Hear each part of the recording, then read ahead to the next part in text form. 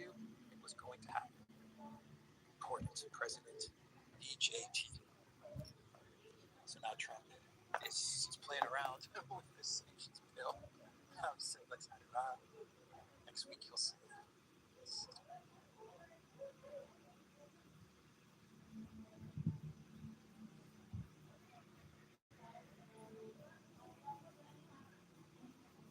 With Hezbollah there as well. You know what? Maybe we should add China to this sanctions package.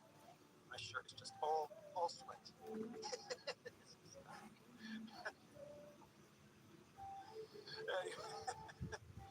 Anyway, look at the olives. Those olives, yeah. Oh, those olives. I don't know. No, maybe not. Those are not olives. Olives. Someone in the comments let me know what those are. Terrible at that stuff.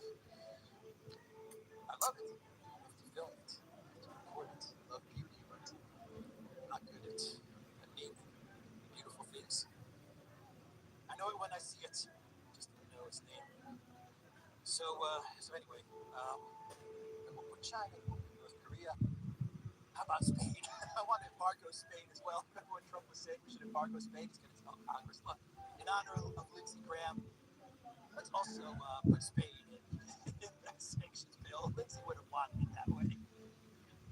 Got to embargo Spain, especially now that they won the World Cup. Infantino's going to be upset. He's pulling for Argentina.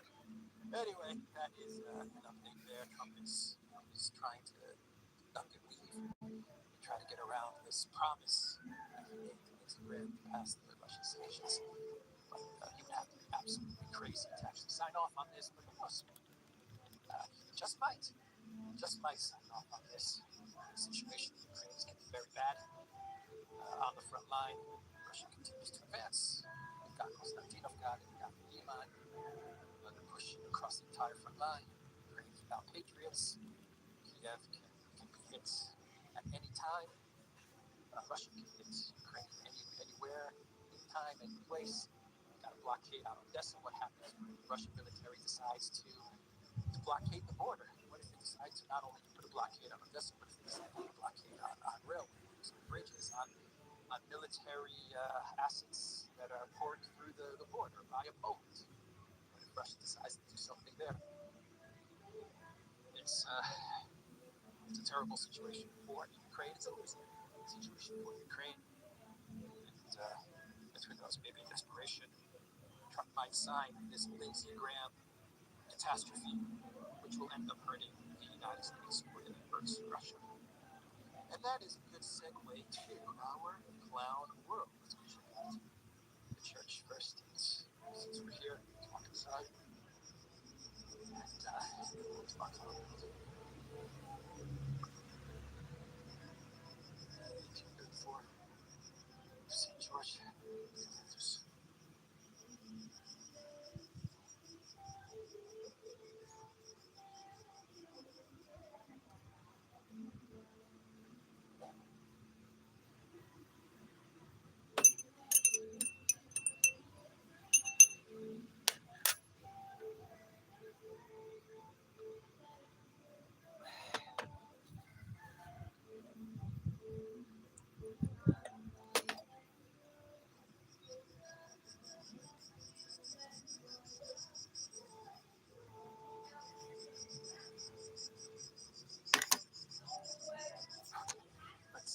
Let's do a clown world and wrap up today's video. And we stick with the front lines in the conflict in Ukraine. And we go to what may be one of the most bizarre, craziest, but perfectly in line PR stunts, clown worlds from the Golden Bear. You guys see the butterfly?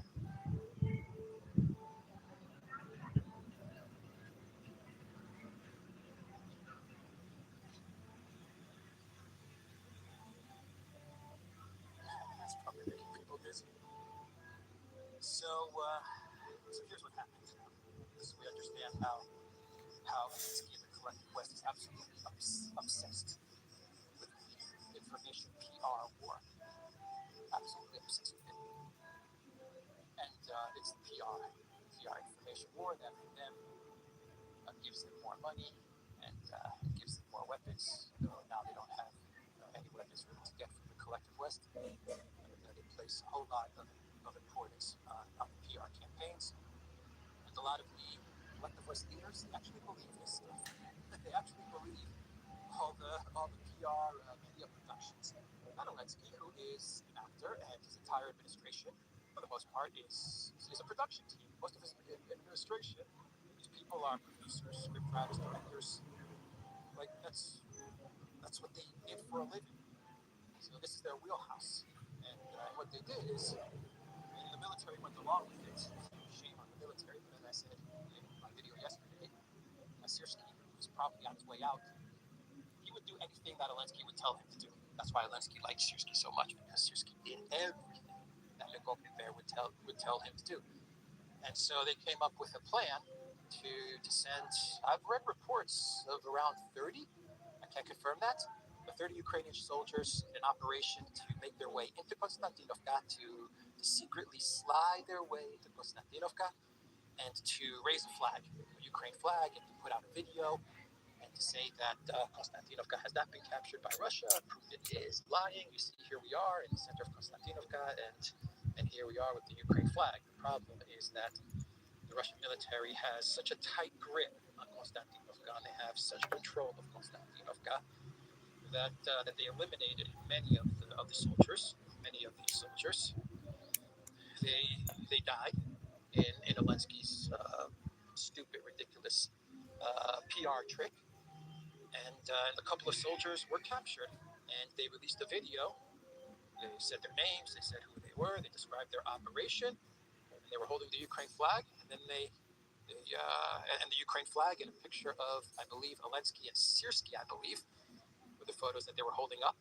I don't have the video in front of me, but then they put down the Ukraine flag and picked up the Russian flag. They came out with a statement saying that we were busted. This operation failed. Russia captured us, and they did not eliminate us. And we thank them for that. So they actually said that as well. Let me find the quote if I have it bookmarked. Yeah, they said we were sent to Konstantinovka with full knowledge that it is under the command of Russian soldiers. Our brothers died, but we were left alive. They treated us with respect.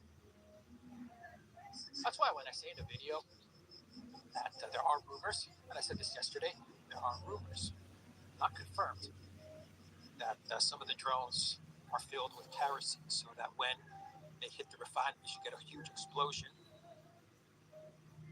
When you're dealing with Zelensky and his production team, never discount stuff like this, because they're looking at ways to win in the information space, to create big explosions and to send forces into captured cities in order to raise a flag, so then they can use the media, which is completely on their side, the collective West media. They'll believe anything.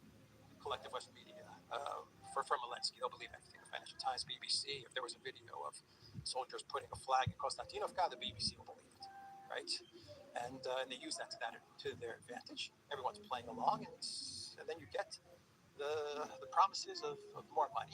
They get more money, and the promises of more weapons, and the West and the leaders who also buy into all of this PR stuff, they continue the conflict, and they fool a lot of people in the West. A lot of people in the West see these images on X, and they say, well, they're raising a flag in Konstantinovka. Russia says they captured it, but here's a video of Ukrainian soldiers raising a flag, so Putin is lying. So those are the narratives that they want to put out there.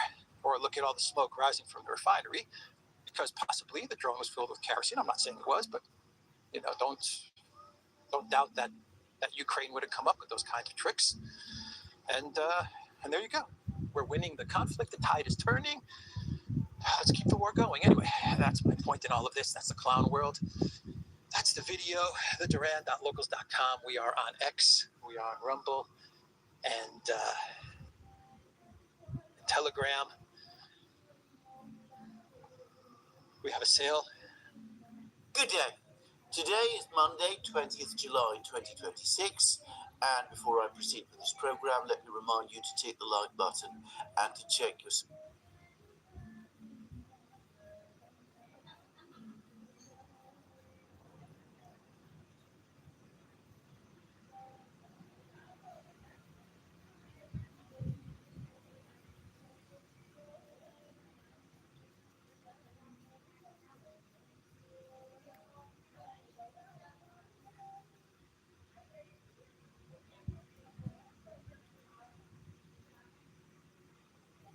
subscription to this channel.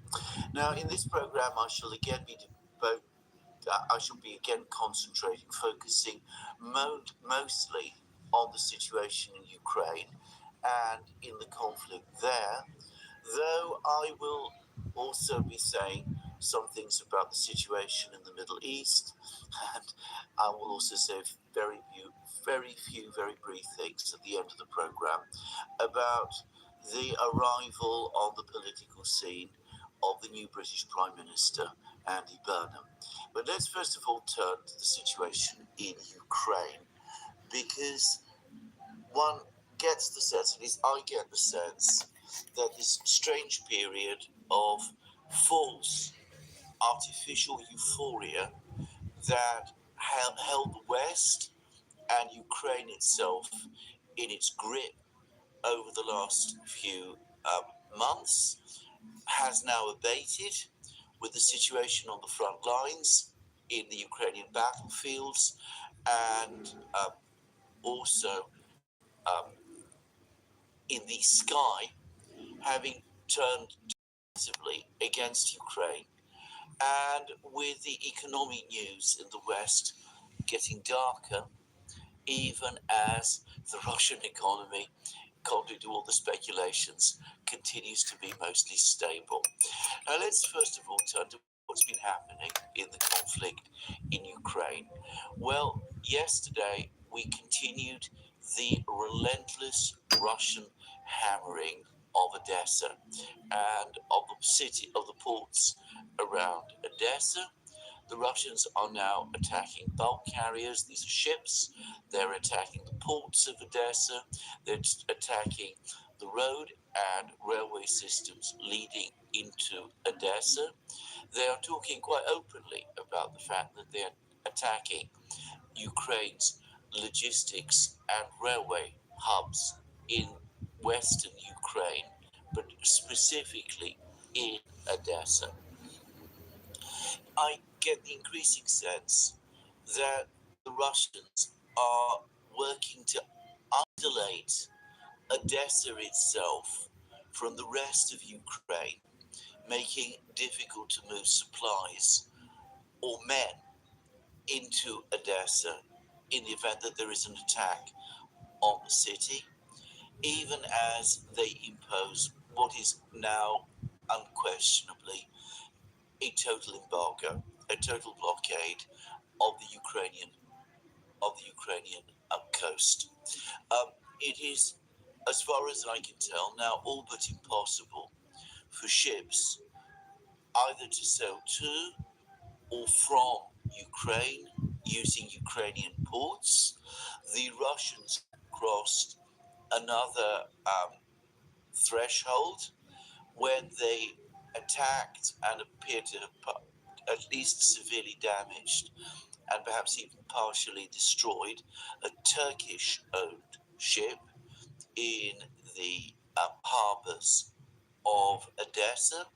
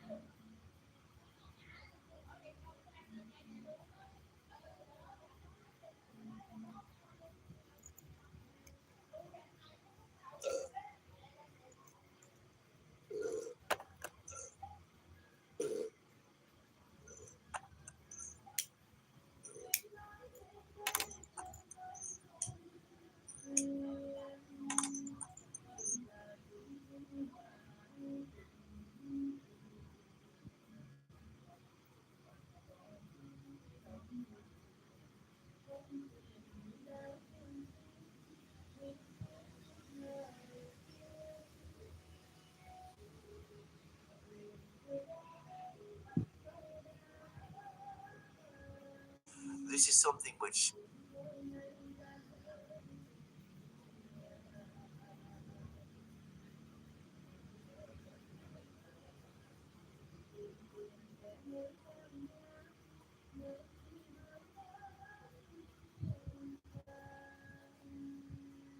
I think the Russians have wanted to avoid doing up to now, but they have done it. And, well, the hammering of Odessa continues. And I noticed that despite it, President Erdogan of Turkey, who so vigorously objected back in 2022 to Russian attempts or alleged Russian attempts to blockade Odessa, this time is remaining completely quiet. Quite why that should be so, incidentally, is an interesting question. I would have thought that Erdogan would be noisy in his complaints and protests about this. Maybe it is because the Russians have slightly dialed down exports of natural gas to Turkey, though I doubt that that is the reason. Or it could be that Erdogan is worried about the situation in the Middle East and in the Persian Gulf and doesn't feel that this is a good moment to quarrel with his erstwhile Russian friends. His ally, his close ally, Aliyev, the president of Azerbaijan, as I touched on yesterday, is busy trying to repair relations with the Russians. And Azerbaijan's foreign minister has been in Moscow, where he's had meetings with Lavrov, and over the course of those meetings, as a result of various statements that Aliyev himself has made, we have been told, though I don't think anybody truly believes, that Russian Azerbaijanian relations have been completely repaired again. But anyway, the Russians have been hitting Odessa. They've also continued to conduct strikes on Kiev itself and on Zaporozhye and on other places. Not as massive as the strike on Kiev that I discussed yesterday. And of course, the key point about all of these strikes, the ones on Odessa and those that are taking place elsewhere across Ukraine, is that the Ukrainians now, to all intents and purposes, have no functioning air defense system anymore. They're not really able to shoot down ballistic missiles. It's debatable whether the Patriot missiles ever were able to defeat the ballistic missiles, but this certainly can't now because there aren't any of them any longer in the possession of Ukraine. So the Russians are able to launch strikes on Ukrainian cities anywhere in Ukraine and do so with virtual impunity. There is no air defense system that the Ukrainians can deploy in order to deter these attacks. And, well, we have heard more reports about the immense damage done to Kiev by the massive Russian strike on Kiev that took place a few days ago, 2 days ago. And, well, the reports about the ceiling of a Ukrainian subway station, a Kiev subway station, having in places fallen in. Apparently, those reports have now been confirmed. Zelensky has again begged for air defense missiles. He said that the Ukrainians are having problems clearing up, as he put it. The problem is that there are no air defense systems available to provide to him. The United States is once again heavily committed to a conflict with Iran,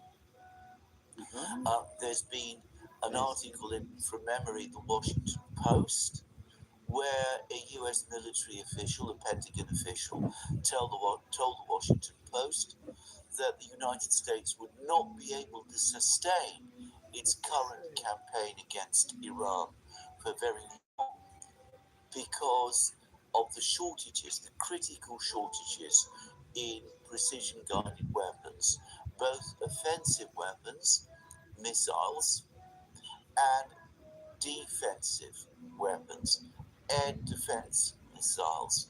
And this military official speculated that the White House either didn't know this, which I find impossible to believe, or didn't fully understand it, which I suspect is very, very likely. But anyway, whatever, given the shortage of American weapon systems, air defense systems, and the urgent need for them in the Persian Gulf and in the Middle East, what realistic option is there to provide air defense missiles now to Ukraine? The latest word from the Middle East is that the Iranians have been attacking US air bases across the Persian Gulf. The result was that the United States pulled back many of its personnel and its air assets to bases in Jordan. Those bases remain within the range of Iranian missiles and drones. So the United States has had to pull back, apparently increasingly, from its bases in Jordan as well, all the way back to Israel, to be precise. The trouble with that is that, of course, locating your air assets in Israel, quite apart from the fact that it increases the distance until you reach territory from which you can launch missiles at Iran, quite apart from that obvious strategic problem, if you have air bases in Israel, if you're using air bases in Israel, you need to protect those air bases. It is even more politically important that you do so if you are the United States than it was to protect your air bases in Kuwait, Qatar, the UAE, Saudi Arabia, and Jordan. So the United States does not have air defense missiles at the moment that it can share with the Ukrainians. And some weeks ago, Zelensky was begging the Europeans to provide him with all the air defense missiles that they had left. And that number of air defense missiles now is relatively short.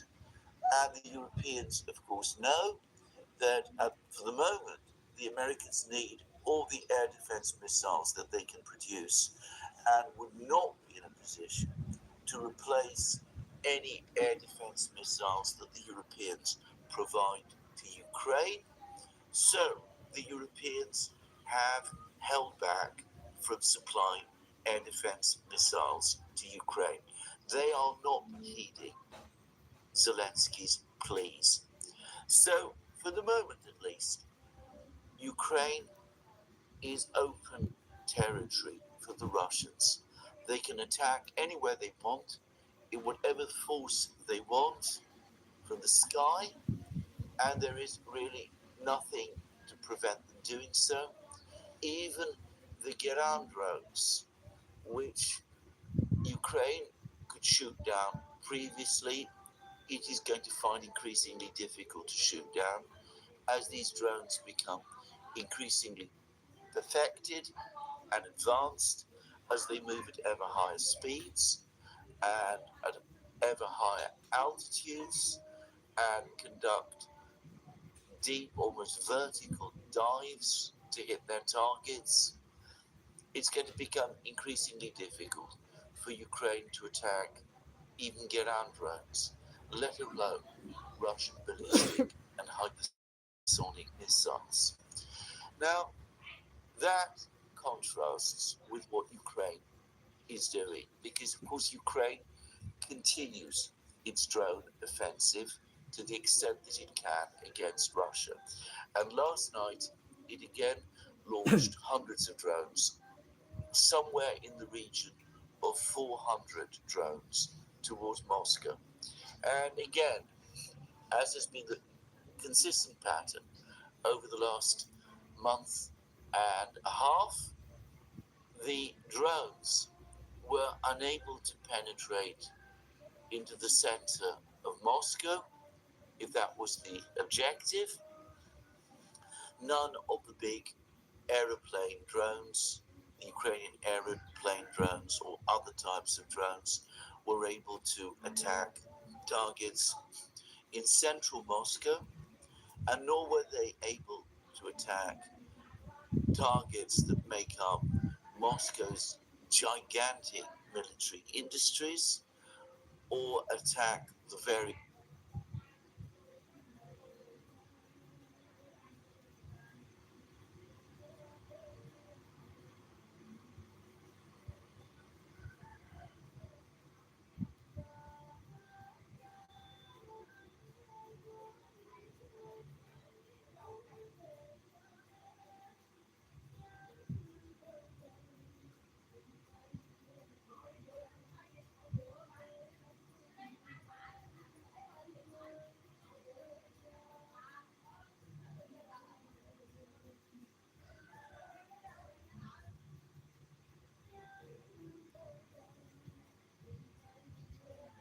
important military design centers that are based in Moscow. And for the record, refinery attacks over the last 2 or 3 days seem to have dwindled significantly. Perhaps they continue to take place and I'm missing the reports of them, or maybe they are taking place but on a smaller scale. But, well, whatever, I haven't actually heard reports of Ukrainian drone attacks, successful drone attacks on Russian refineries for, I think it's about 3 days now. I'm not saying that there's been no attacks on refineries during that time, but, well, for whatever reason, I haven't heard about it. Now, the Ukrainians have attacked oil facilities. They attacked, as I discussed in my program yesterday, some type of oil storage facility in a place called Noginsk, which is in the Moscow region. I'm not sure what this facility was. Pictures appeared of a fire at this facility, but the fire seemed to me to be relatively small, so we're not talking about massive damage. But then perhaps it's worth saying that my sense, the satellite pictures, which perhaps are wrong, I'm not good at reading and understanding satellite pictures, is that this Noginsk facility was not particularly big to start with. So anyway, I mean, there was an attack on this facility in Noginsk. From what I could tell, it was an oil storage facility more than a refining facility. Perhaps it was a place where petrol, gasoline is stored. Just saying, I'm not sure. And last night, the Ukrainians did attack another similar facility in the Moscow region, and a column of smoke appeared over that facility as well, suggesting that some damage was done and that a drone did get through. Again, my impression from the video footage.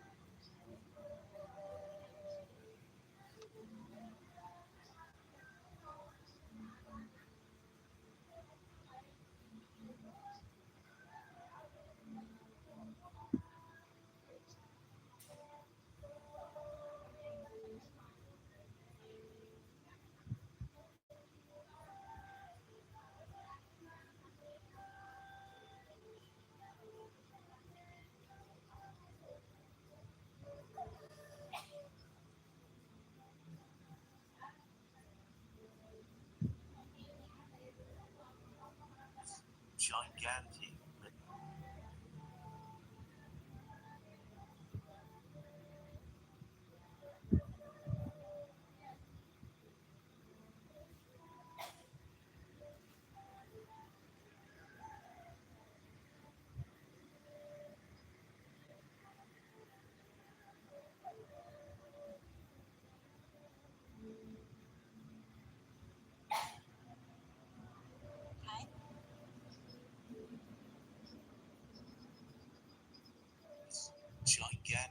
military industries or attack the various important military design centers that are based in Moscow.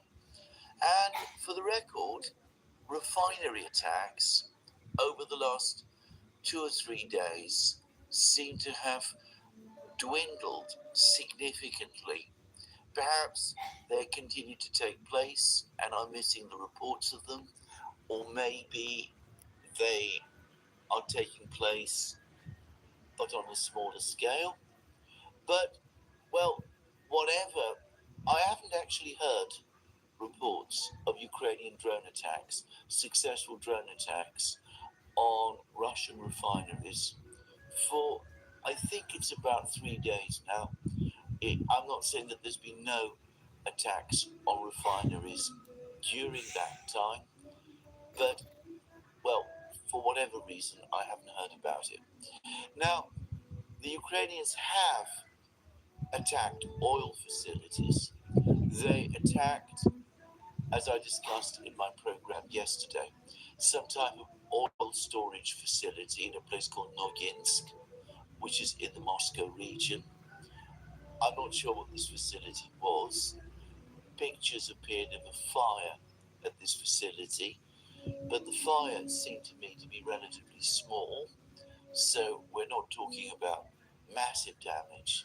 But then perhaps it's worth saying that my sense, the satellite pictures, which perhaps are wrong, I'm not good at reading and understanding satellite pictures, is that this Noginsk facility was not particularly big to start with. So anyway, I mean, there was an attack on this facility, Noginsk. From what I could tell, it was an oil storage.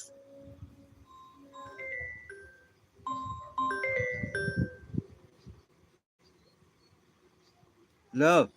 More than a refining facility. Perhaps it was a place where petrol, gasoline is stored. Just saying, I'm not sure. And last night, the Ukrainians did attack another similar facility in the Moscow region, and a column of smoke appeared over that facility as well, suggesting that some damage was done and that a drone did get through. Again, my impression from the video footage is that the smoke was not, the smoke column did not point to an enormous fire. And again, for the record, I understand that this was not a refinery. I'm not sure what it was, but again, it was some kind of oil or maybe gasoline storage or diesel storage facility. I'm not going to speculate. Anyway, the Ukrainians also, however, attacked more warehouses. Now, I am not sure that these warehouses belong to Wildberries, the Russian Amazon equivalent, or its rival, Ozone. I'm not sure how to pronounce the word. But I strongly suspect that they did, in which case it again reinforces my opinion that Ukraine is now attacking civilian facilities that form part of the civilian logistic chains, part of the e-commerce logistic chains in Russia, as opposed to strictly military facilities. And well, I strongly suspect that this is the case, and that points to Ukraine's fundamental problem, because as it cannot continue with its drone offensive, apparently against hard targets, refineries, military logistics centers, military industrial centers, design offices where Russian weapons are designed and eventually produced. Ukraine is trying, or so it seems to me, to cause inconvenience to public life, to civilian life in Ukraine, in Russia rather, by disrupting Russia's massive and extremely smooth functioning e-commerce industry. And well, this may have an effect. I mean, destroying warehouses of this kind where goods are stored could very well cause delays in supplying goods to customers in Moscow and the Moscow region, and maybe elsewhere in Russia too. And that will cause um, disappointment and anger, and some of it will be directed at the Russian government. But it is not going to affect the course of the war. And Ukrainian military officers, soldiers, have been saying this very thing now increasingly in the Ukrainian media and in Ukrainian social media, that the much vaunted, much talked about drone offensive has not improved for them their increasingly difficult, indeed disastrous situation on the front lines.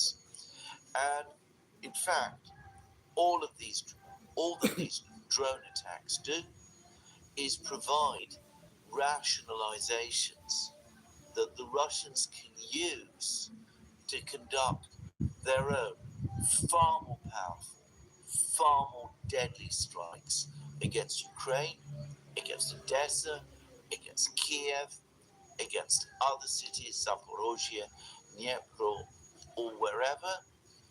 And well, that is what I'm sure we're going to see play out over the next few days and weeks. And all of this, even as the Russian military offensive in Ukraine continues. Now, I ought to say, before I finish discussing the Ukrainian drone offensive, that just as I haven't heard about Ukrainian drone attacks on refineries for some days, I also seem to be seeing a dwindling in reports of attacks on Russian shipping in the Sea of Azov and in the Black Sea. Whether this is because of the increase in Russian air defense, or because ships have been told to keep away from areas of conflict like the Sea of Azov, or whether some of the momentum, the political momentum behind the drone offensive has been lost following the sacking of the Ukrainian defense minister, Mikhailo Fyodorov, who was the driving force behind this drone offensive. Which of these it is, of course, I don't know. I suspect it is a combination of three, but I also suspect that of those three, the most important probably is that the Russians are sorting out their air defense. Now, there is a specific reason why I think this, and that is that Putin now has come out and has spoken about this whole issue. He's had a discussion with the acting governor of Zaporozhye region, Yevgeny Belitsky, and they've discussed the situation and the situation with drones. And um, Belitsky reported to Putin that the situation with drones is being brought under control. He said that overall the situation is stabilizing and that the Novorossiya highway is now adequately protected, and the situation overall, as I said, is gradually stabilizing. Um, so, well, we will see whether that remains the case. Um, but I suspect that the Russians are indeed in the business of sorting out their drone defense operations, just as they allegedly have done in Zaporozhye region. And, well, we will see what happens. Whether the Ukrainians will continue this drone offensive now that its architect, Mikhailo Fyodorov, at least for the moment, appears to have gone. Now that brings me back to the situation in Kiev, because yesterday Zelensky began his long round of meetings with Ukrainian military officers, senior military officers, and military commanders. And there's been much speculation that this is all intended to lead up eventually to the dismissal of the overall military chief of Ukraine, Alexander Syrsky. But those who were expecting that this might happen yesterday were disappointed, because though Zelensky's consultations with various military officers are continuing, no announcement about Syrsky's fate has been made so far.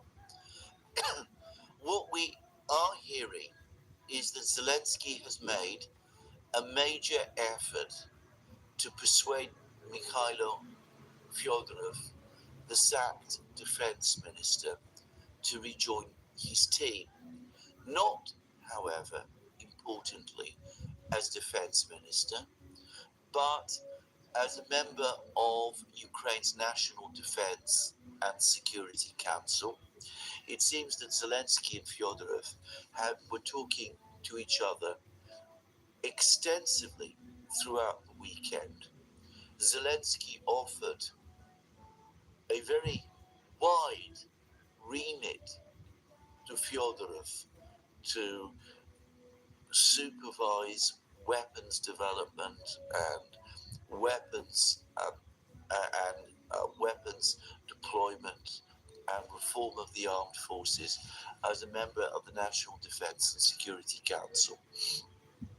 But Fyodorov apparently consistently refused to take up the job, insisting that he was either be reappointed to the defense ministry as defense minister, or he would not play any part in the government at all. It was either the defense ministry or nothing. And it's understandable why Fyodorov would do this, because even though the National Defense and Security Council is indeed an important body in Ukraine, the secretary of the National Defense and Security Council is slated to be Klimenko, the man who Zelensky intended to make defense minister in Fyodorov's place, but whom he didn't in the end make defense minister because of opposition in the Ukrainian parliament from MPs of Zelensky's own party. And what Fyodorov no doubt understands is that if he accepted a post on Ukraine's national defense and Security Council, he would find himself subordinate to the man who had been intended to replace him, who is, of course, Klimenko, who would undoubtedly act, no doubt, on Zelensky's instructions to clip Fyodorov's wings.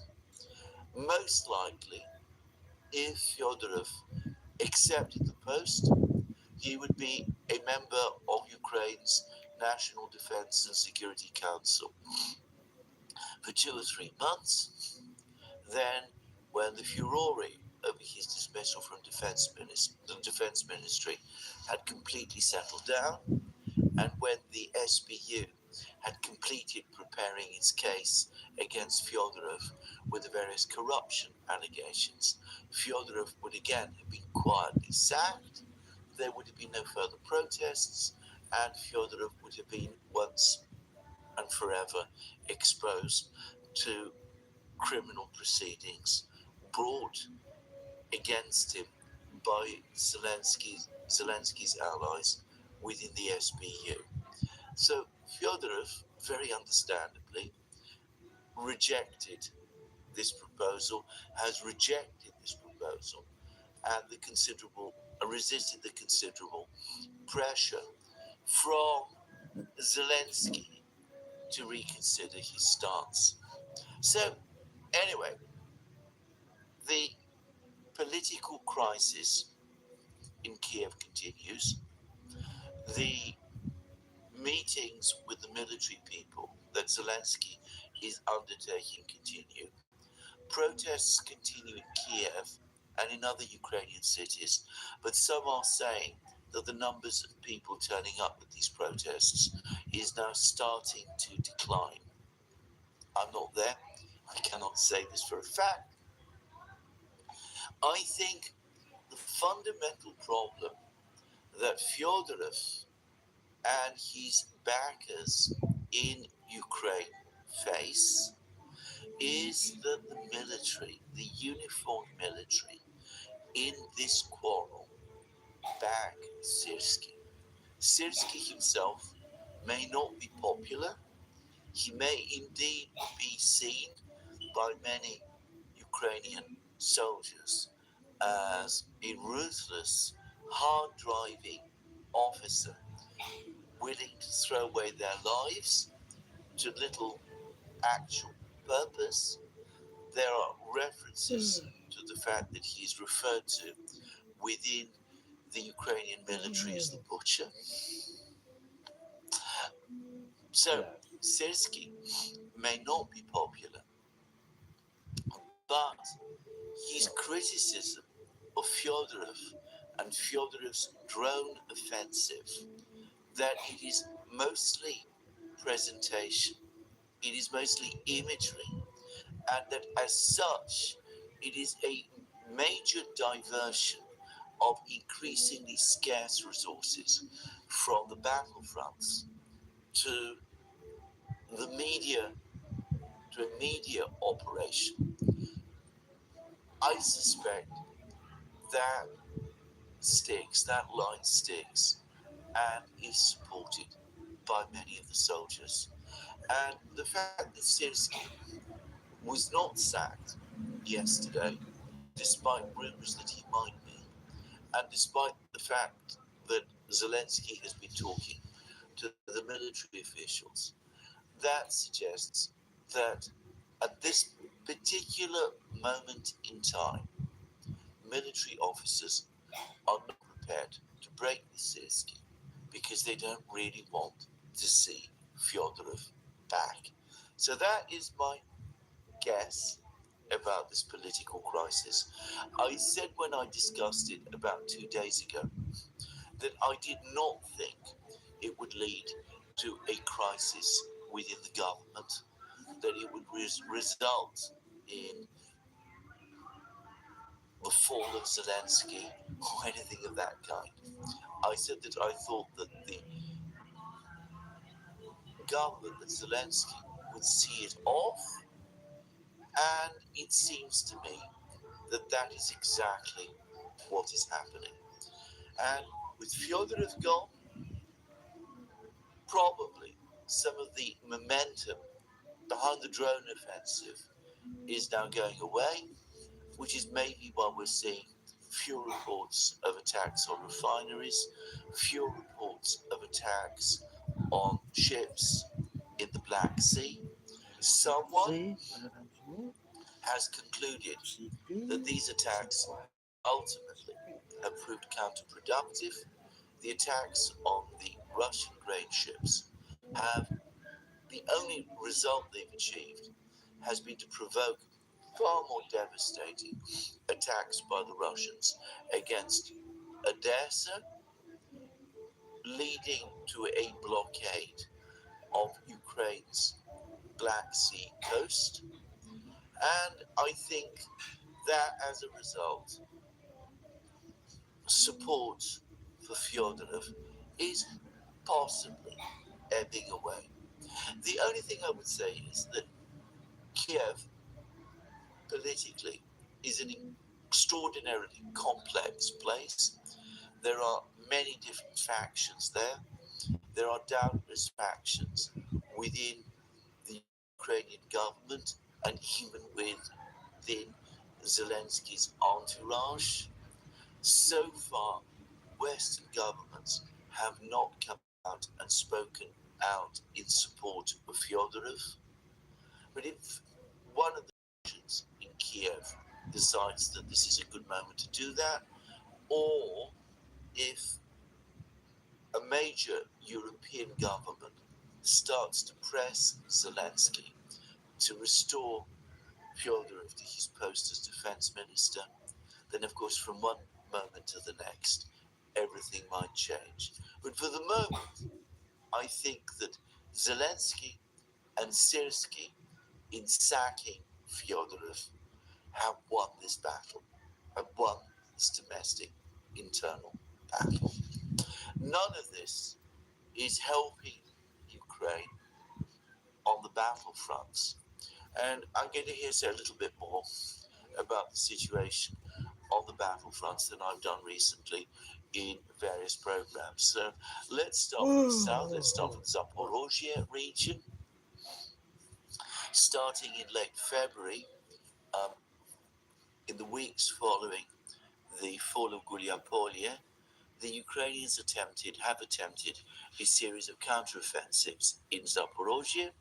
These mainly instigated apparently by Syrskyi himself, but probably the major concern that Syrskyi and Zelensky had was that the Russians were getting altogether too close to the city of Zaporozhye and were getting too close to encircling Orechov, the only important remaining town in Zaporozhye region, other than Zaporozhye city itself, which the Russians don't control. And in order to prevent the catastrophic outcome of the Russians reaching the Zaporozhye city itself, counterattacks, various counterattacks were needed. The problem is that in Zaporozhye region, the Ukrainians face two different, very powerful Russian groups of forces.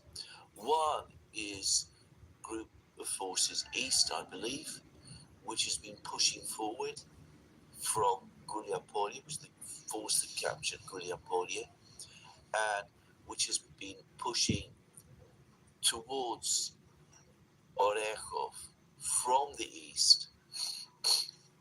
The other is a group of forces Dnieper, commanded by General Teplinsky, mostly a paratroop, made up to a great extent of paratroop units, Teplinsky being himself the commander of Russia's paratroop forces. Anyway, they've been pushing north from the south northwards along the east bank of the Dnieper River towards Zaporozhye city, and they've also been probing westwards, eastwards towards Orechov as well, so that between these two groups of forces, Orechov has been caught in a vice. Well, the result is that the Ukrainians, with inadequate forces to defeat both groups of forces at the same time, have been caught in the situation of sometimes when the Russian army from the east is advancing to Orechov dangerously, sometimes having to defend and counterattack them. But that leaves open the Russians advancing on Orechov from the west. It gives them opportunities to advance further.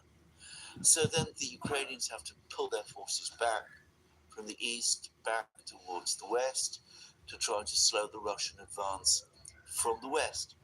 And it's been going like this. It's been a sort of seesaw between these two Russian forces for the Ukrainians since the late winter. And every time it happens, the Ukrainians recapture some ground, but then, of course, they have to redeploy to stop the other Russian advance, and the Russians take ground back and then take some more. And in fact, we can see that steadily the vice on Orechov is indeed tightening. And according to Ukrainian reports, the problem with these counterattacks, intended to slow the Russians, is that even when they do slow the Russians for a few weeks, the price comes in very heavy Ukrainian losses. So there doesn't seem to be much that the Ukrainians can do there. Meanwhile, Teplinsky's group of forces, Dnieper, is also located on the east bank of the Dnieper, opposite the city of Kherson, which of course the Russians controlled for much of 2022. Anyway, according to Ukrainian reports, the Ukrainians have been obliged to expand the evacuation zone on the west bank of the Dnieper, which suggests that Russian artillery along the Dnieper is becoming increasingly active, and that the Russians are now increasingly heavily shelling Kherson city and its environs. Anyway, we will see what comes of this. Now, further north, the situation for the Ukrainians goes from being difficult, as it is in Zaporozhye, to being critical. In Dobropilye area of western Donbass, near the town of Dobropilye, which lies to the west of the Slavyansk Kramatorsk conurbation, one gets the sense of a gradual collapse of Ukrainian front lines. The Russians supposedly, well, according to the Russian commander-in-chief, General Gerasimov, were in the process a string of important villages immediately to the south of Dobropilye. The Ukrainian garrison in Belitska is said to be essentially surrounded, and, well, it looks as if the battle for Dobropilye is going to begin fairly soon, with the Russians also having reached the outskirts of Dobropilye from the east. If the Ukrainians lose Dobropilye, it is extremely bad news for them. it effectively seals the cauldron around the Slavyansk Kramatorsk conurbation, and it also opens the way for further Russian advances west and north. As none other than Putin himself said, there are no fortifications to speak of west or north of Dobropilia to which the Ukrainians could fall back to. So that is happening there. In Konstantinovka, we've had some truly farcical events, tragic and farcical events play out. The Russians captured Konstantinovka about 2 weeks ago. In my opinion, they've been in effective control of Konstantinovka for much longer. The Ukrainians dispute this, and the Western media takes its cue from them. So the Ukrainians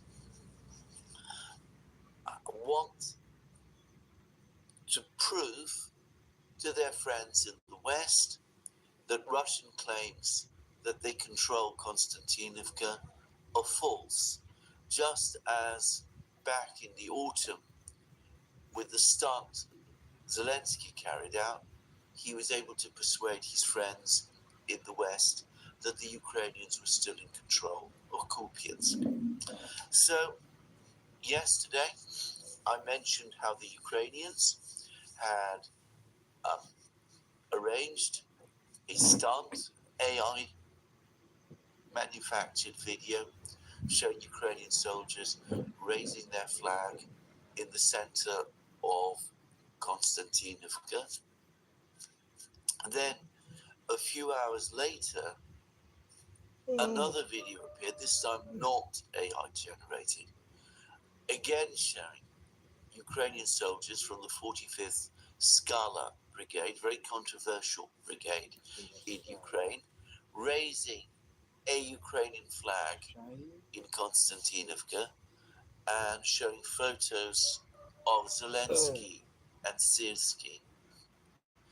And then a few hours later, the same two Ukrainian soldiers who had raised the Ukrainian flag were appeared in a video produced by the Russians, the Russian Defense Ministry, this time raising the Russian flag in Konstantinovka.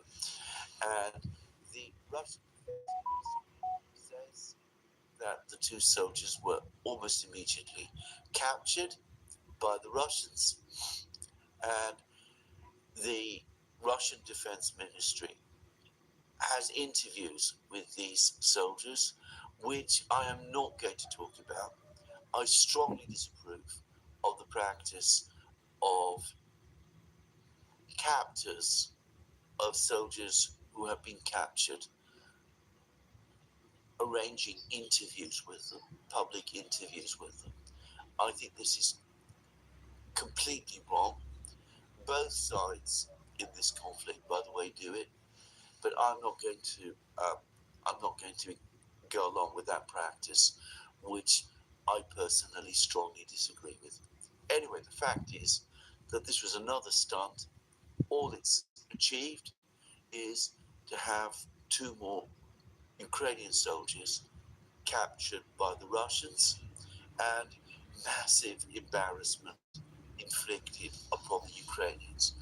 To deepen the level of embarrassment, it appears that the 45th Skala Brigade kept up the original video footage of the Ukrainian soldiers raising the Ukrainian flag for several hours after the Russians produced their own video of the two soldiers raising the Russian flag.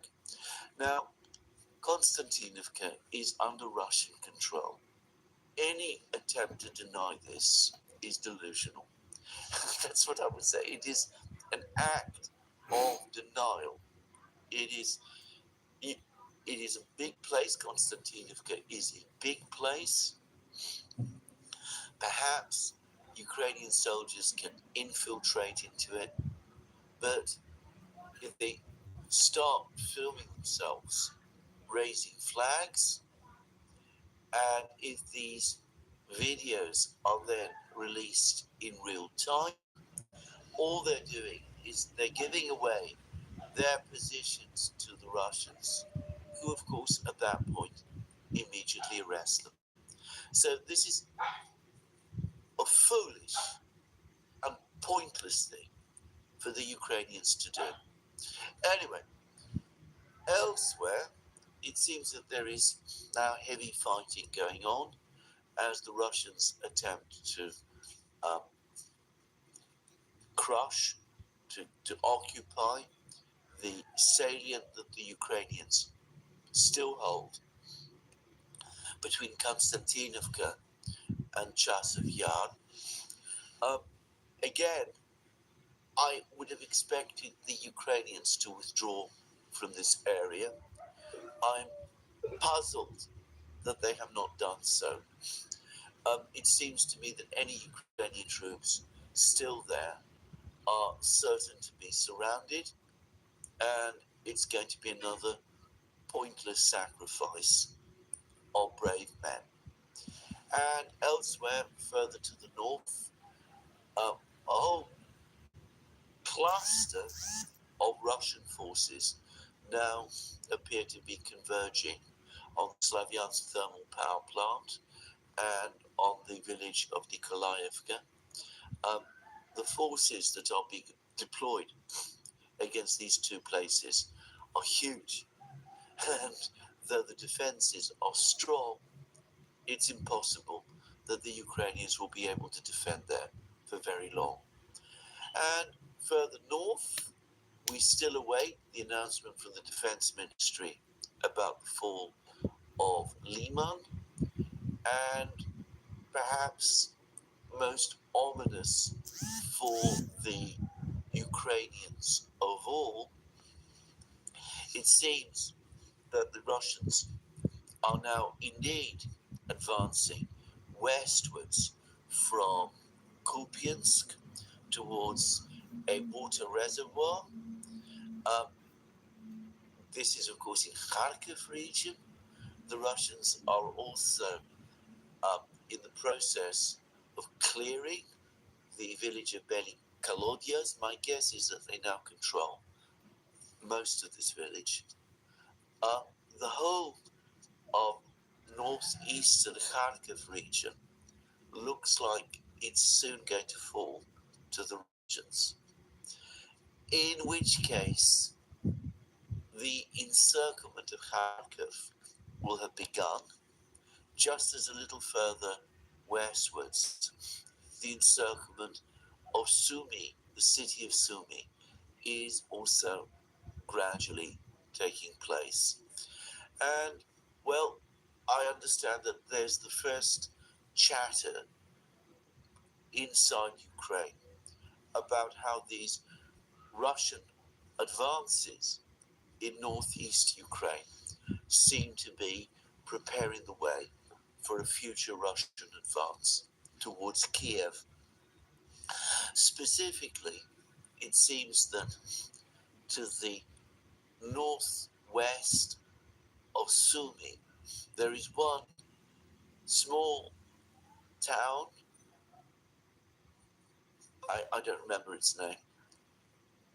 But if it is captured by the Russians, the road to Kiev lies fully open, and the distance is not so great, and there are no great fortified barriers before the fortifications of Kiev itself are reached.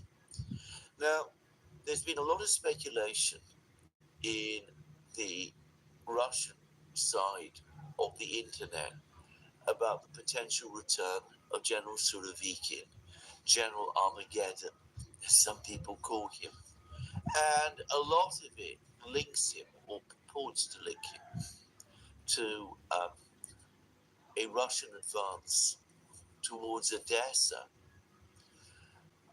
I think that the Russian forces in southern Ukraine already have strong commanders, and I am not sure that this is in fact where Surovikin, assuming he returns, would be sent.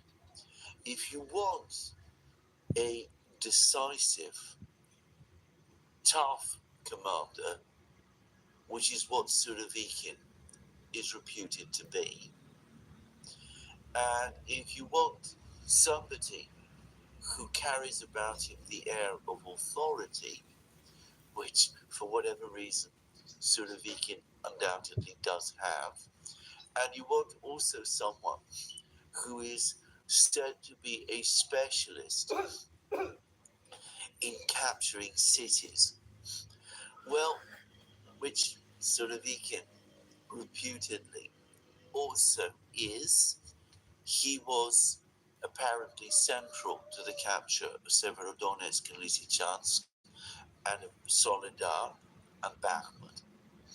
Well, wouldn't you send this supposedly highly effective commander to deal with the most important target of all, the most important objective of all, which is the city of Kiev? Just saying. In which case, especially if the forces that are said to be gathering in Bryansk for the advance into Chernihiv are activated, I, for one, can quite easily see General Surovikin appearing there and leading his forces towards Kiev. Now, this is, of course, to be clear, speculation entirely on my part. It's just that it's the way that I know what I think I know about how the Russians would work. We'll just have to wait and see. Certainly, if these various Russian armies in Kharkiv, Sumy, and perhaps Chernihiv region coalesce together and start moving towards Kiev itself, then the entire character of the war will change dramatically, especially if by that point Donbass has fallen and the Russians are at the gates of Zaporozhye and on the eastern banks of the Dnieper. So anyway, I've gone into some detail about the state of the war. It's important to say, however, that diplomacy as such is essentially at a stop. It seems that a few weeks ago, there was some sort of bungled diplomatic initiative put together by certain European governments. I'm not completely sure which ones, but I believe it was the governments of Britain, France, and Germany. But it could also have been the governments of Germany, France, and Italy. I'm not sure. Anyway, it seems that their ambassadors asked to be received at the Russian Foreign Ministry, and that they attempted to begin some kind of dialogue with the Russians there. The problem is, as with all European envoys who have been sent to or tried to conduct missions with the Russians over the past year, starting with Macron's envoys who went to Moscow in February. And of course, we've had various telephone calls from various Western officials, and President Costa of the European Council also attempted some kind of outreach to the Russians.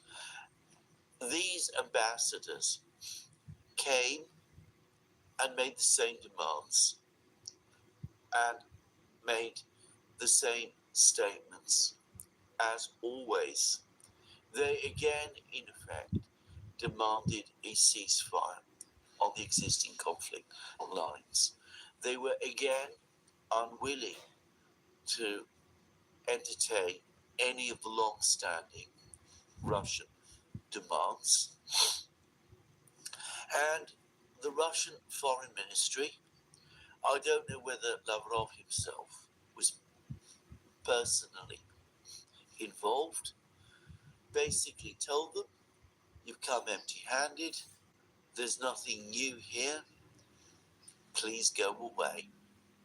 So another so-called diplomatic initiative came to nothing. This, even as one senses that the doubts are now growing in Europe again.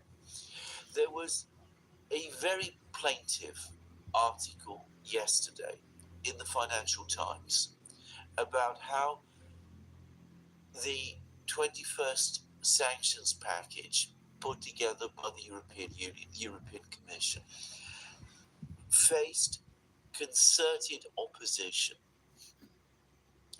not from several countries within the European Union.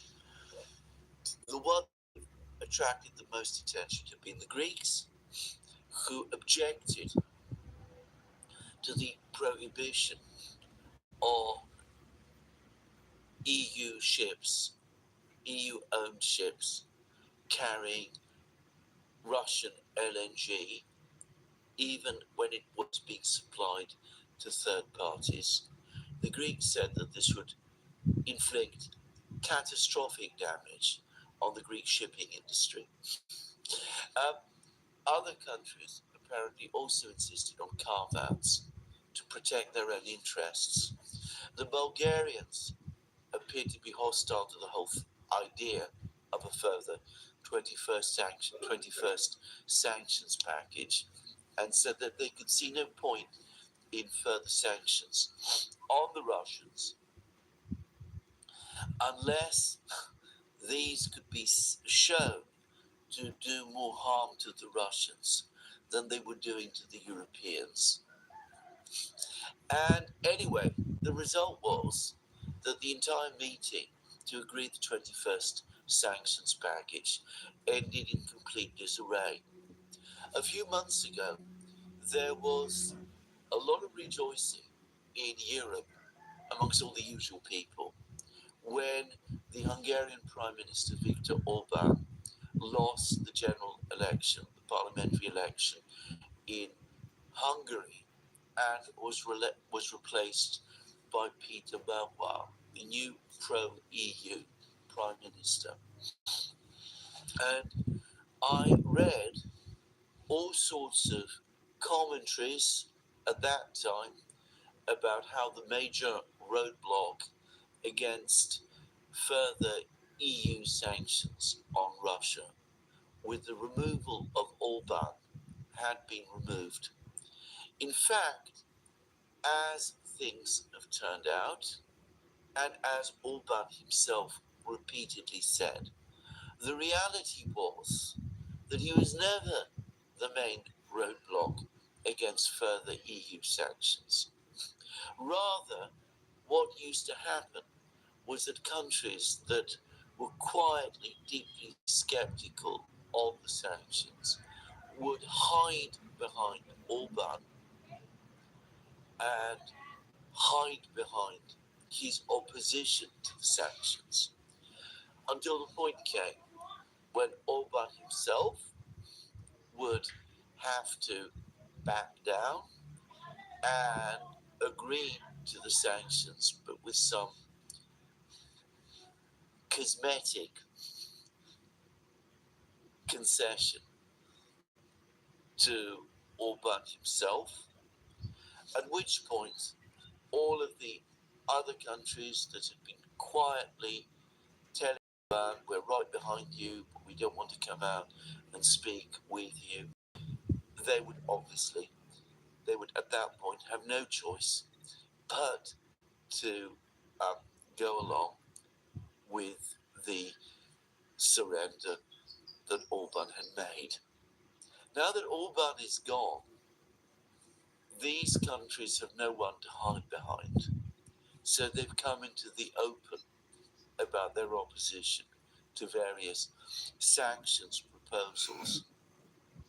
And with Orban also gone, it means that there is no single person who the European Union can intimidate and bully to get him to capitulate and agree to the sanctions, ensuring the compliance of all the rest.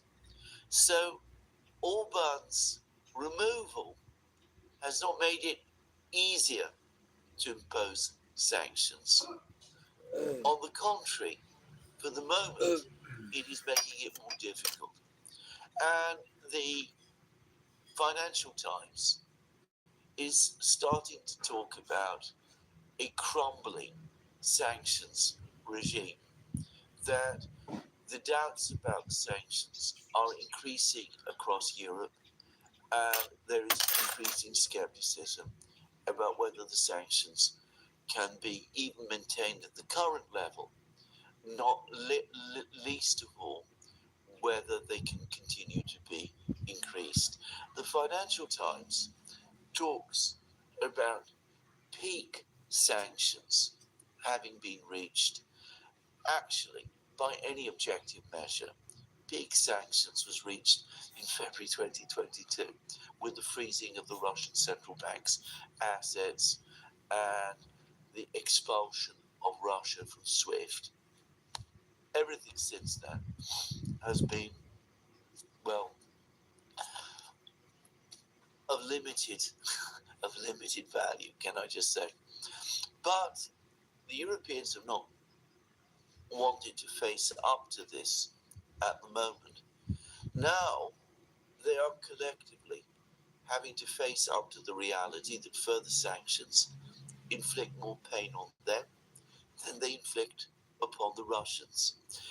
And, well, my good friend Ian Proud, has written a superb article on his Substack site, The Peacemonger, in which he goes into this in detail. And he goes through the whole economic history of Russia since the 2014 crisis. He shows how in the first 2 years after sanctions were imposed, between 2014 and 2016, Russia did indeed experience certain economic difficulties, which I well remember, by the way, and how the first year of the sanctions, of the current iteration of the sanctions in 2022, also resulted in a contraction in the Russian economy. The problems, however, were never great enough. Russia has successfully adapted to the sanctions. And not only has it adapted to the sanctions, structuring of the economy, which paradoxically has improved living standards and increased the rate of economic growth. This is a complex topic, and it's one that I hope to discuss with Ian in a dedicated program, which I hope we will do together on the Duran. And anyway, we will get into this in more detail eventually. But the point is that those critics of the sanctions policy in Europe who are skeptical about sanctions are right to be.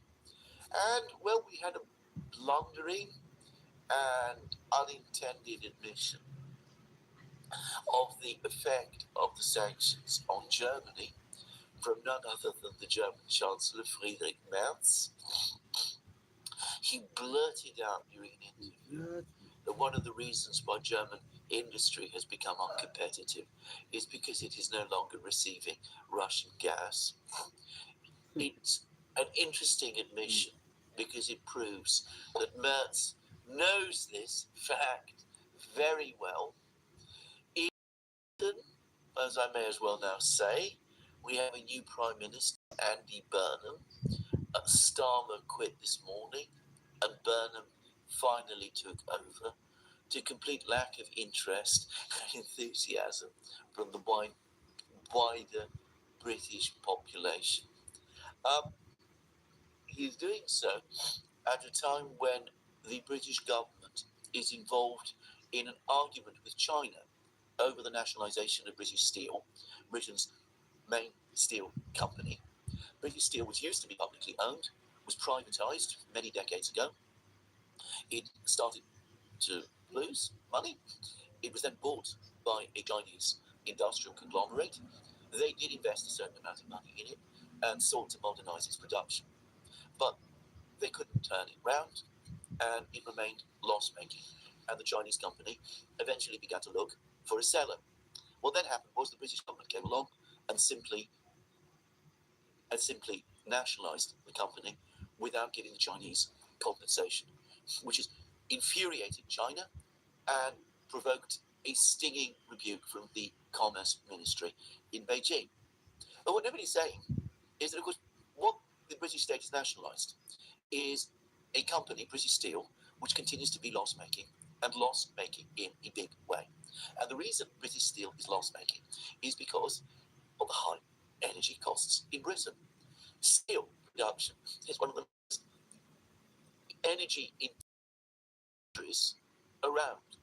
If the cost of your energy in Britain is 4 times greater than it is in the United States and twice greater than it is in France, then it is going to be impossible to produce steel at a competitive price in Britain, whilst simultaneously paying British workers European wages. So, of course, British Steel is loss-making. The same is going to be true of industry after industry across Britain, as it is true in Germany, and as it is also true elsewhere in Europe, including, by the way, just to say, in France. And gas prices, wholesale prices for gas in Europe are now rising again, and they will continue to rise because the amount of gas in the reserves, as I've said many times in many programs, is running very low for this time of year. And of course, with the conflict in the Middle East, oil prices are rising again. Just before I started this program, they'd hit $91 a barrel. So they're heading back towards $100 a barrel again. And well,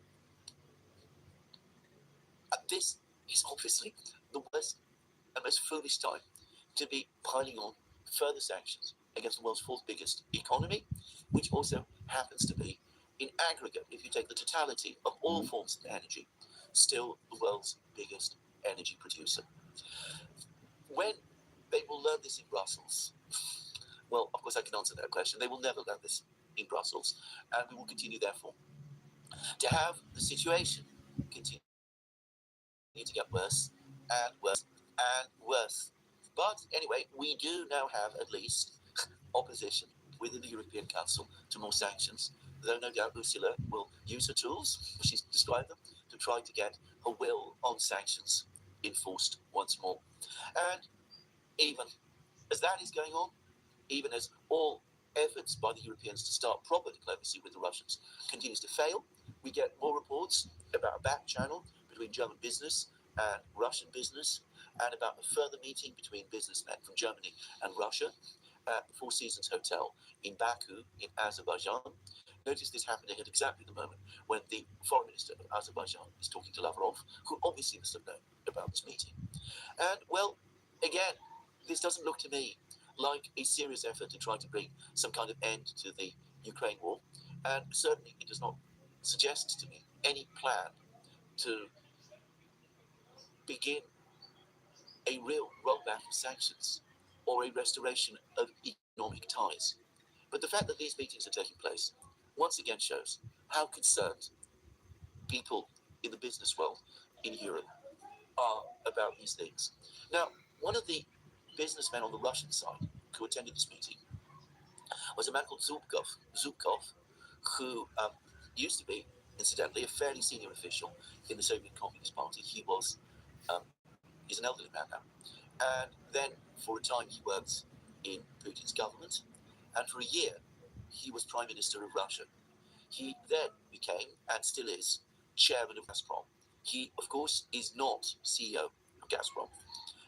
The Chairman of Gazprom is not exactly an honorary post, but it is a less important one.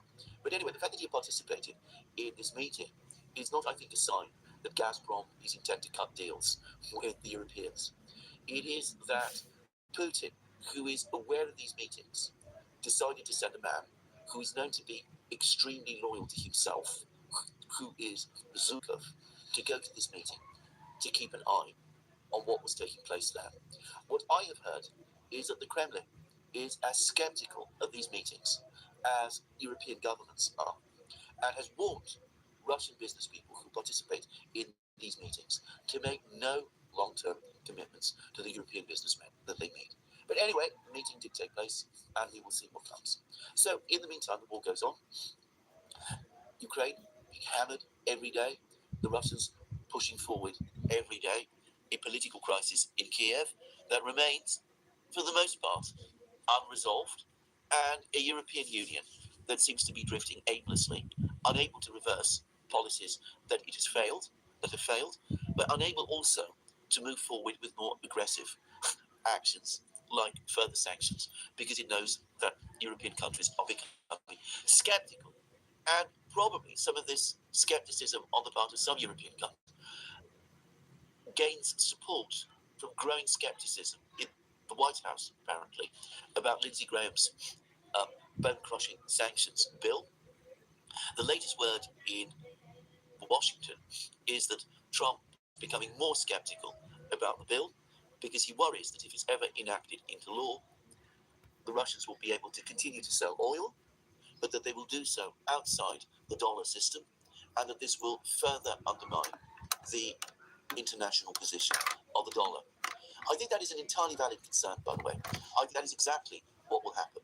I think the trade in Russian oil will not go underground exactly, but it will happen outside the dollar system. But I'm sure also that President Trump, who must be aware now that this conflict with Iran that he finds himself in is becoming open-ended, does not want to see more oil taken out of the global energy system. And what he intends to do in the Persian Gulf, whether the speculations about capturing islands are true, but we'll just have to wait and see.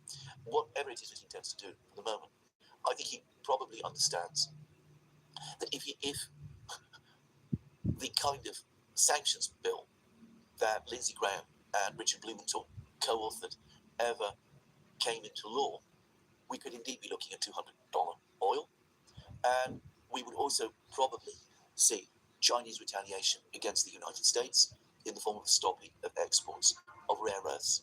So anyway, there it is.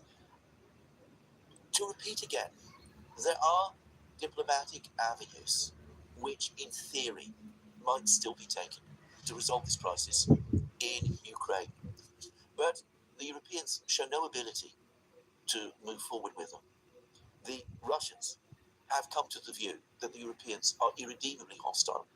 And after the debacle of Anchorage, the Russians no longer trust the Americans.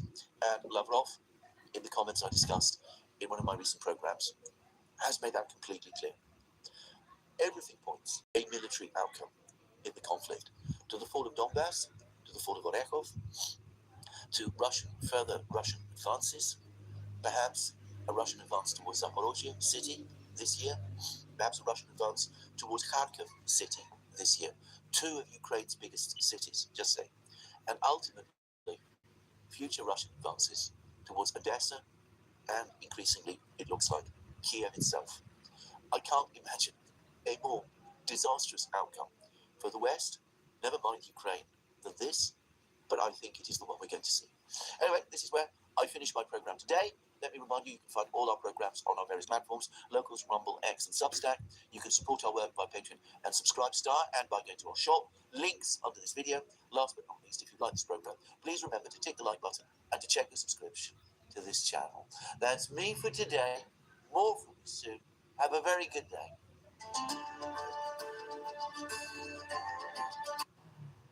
Đó là lên trên đó tốn kém biết bao nhiêu tiền của đầu tư đường xá, đúng không? Ngoài cái câu chuyện là dân sinh nó còn quốc phòng.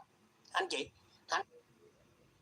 vòng tay ấm áp nhà ôm em vào lòng thân cành như hỏi anh Mình sẽ mãi tròn phiêu dù đời nhưng không ai hay mặt vàng nhiễm trong cây phong ba không bao thu em chẳng sợ một ngày em yêu anh nguyện đâu nhưng vòng tay ấm áp nhà ôm em vào lòng thoát một cảnh như gói anh. Thường thường anh trưng cầu những ý xong không anh có thể làm giúp em được á, em có người phụ rồi, khỏe quá. Ok, chừng nào anh về Việt Nam chơi, Tết về đi. Em thích màu vàng hả? Ủa, màu vàng là hai si đó đúng không? Chị thích màu xám xám 5 si hơn, nhưng mà không có được chị. Màu 5 si chị ngon hơn. Màu hồng cũng được hay là màu xanh xanh lá cũng được.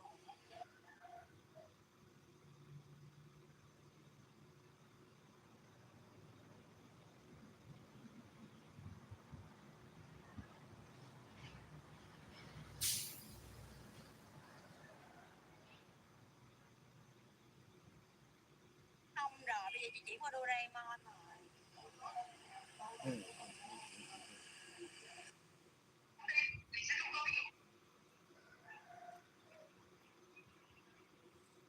Vậy Ở đây nãy giờ mấy con ngon.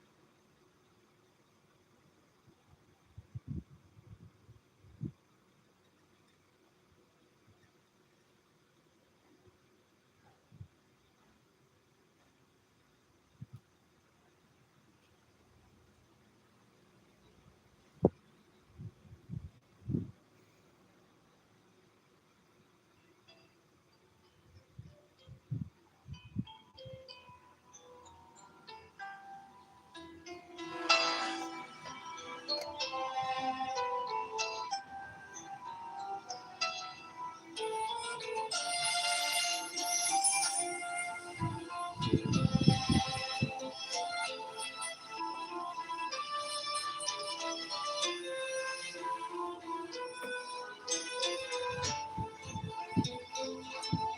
nào cho em giữa cơn mưa rơi,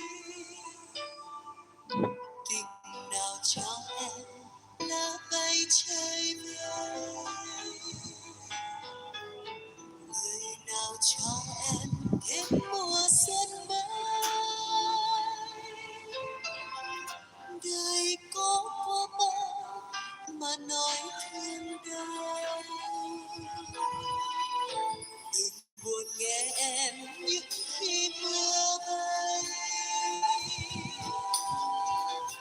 Nước sẽ cho cây xanh tươi từng ngày, buồn phiền trôi theo dòng đời với đầy. Còn tình yêu thương đồng loại đó đây. Rồi khi nắng hồng rọi xuống vai em lạnh mai, cánh hoa mùa xuân tươi, tiếng chim cùng reo vui để bước chân cỏ ngát xanh, trời đất xinh đẹp lộng lẫy. Lời nào cho em lúc hoa rơi rơi, tình nào cho em một đời yêu người. Ngại ngùng mây bay giấc mơ nồng thắm, dịu dàng sương đất mộng đẹp trong nắng.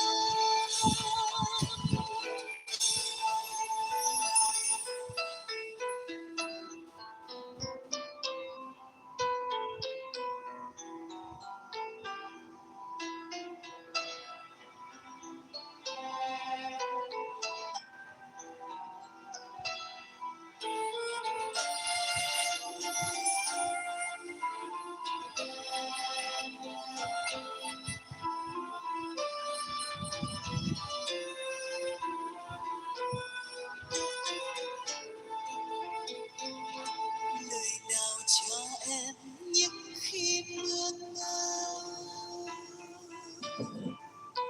tình nào cho em bóng trăng đêm thâu, người nào đưa em có thời thơ ấu. Đời sẽ đi đâu biển lớn sông sâu, đừng buồn nghe em khói sương bay lên, tiếng hát xa xa hò rơi ngoài thế. Chiều về chăm soi mộng đời êm đềm, để người thương nhau nghìn lời nói về. Rồi khi nắng hồng rọi xuống tim em niềm vui, cánh hoa mùa xuân tươi, áng mây đẹp buông trôi để bước chân cỏ ngát xanh, trời đất xinh đẹp lộng lẫy. Lời nào cho em gió bay bên vai, tình nào cho em biển hoa yêu đời. Ngại ngùng cơn mưa ướt trên cành lá,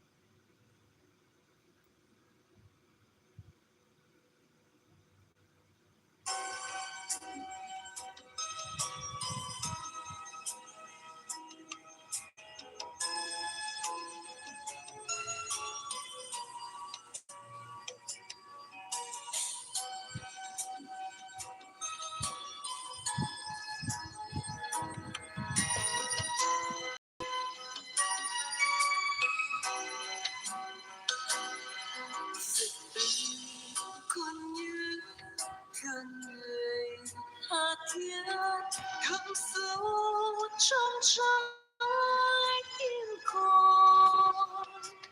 Ánh trăng vàng dịu dàng khói hương trầm nồng nàn, xin nói thay muôn lời yêu kính cha. Trời khuya trăng sáng vượt ngồi im lặng, tình thương tỏa khắp nhân gian. Gió thu về lạnh lùng, dáng cha hiền trong vùng nương bóng cha, đời con tươi sáng hơn. Ánh trăng ghi ta tấm lòng, con hiện dần trái tim.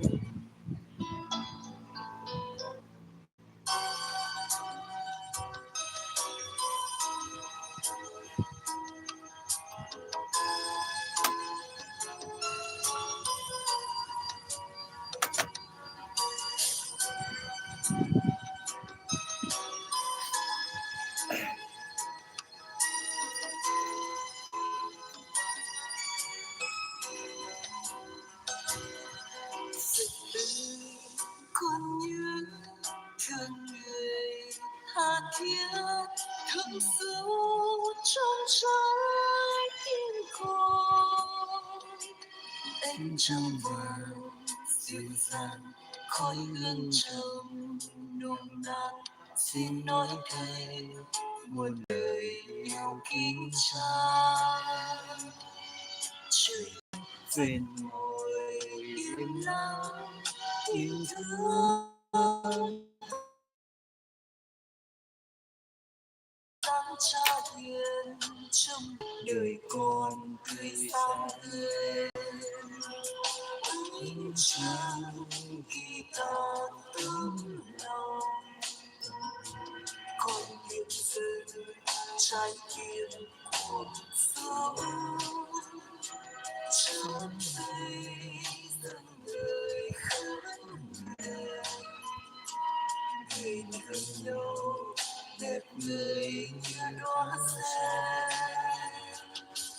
Phật ơi, con ước theo người muốn ước nghìn năm sau mãi không phôi phai.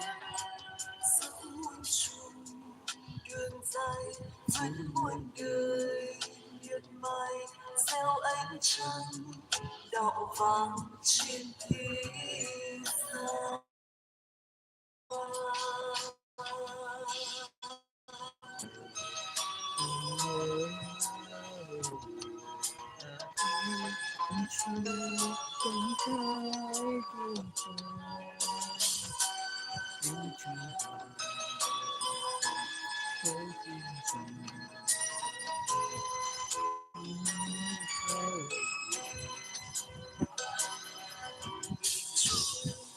Bao xưa mộng vàng quên lãng, tình thương ngập khói phai tàn.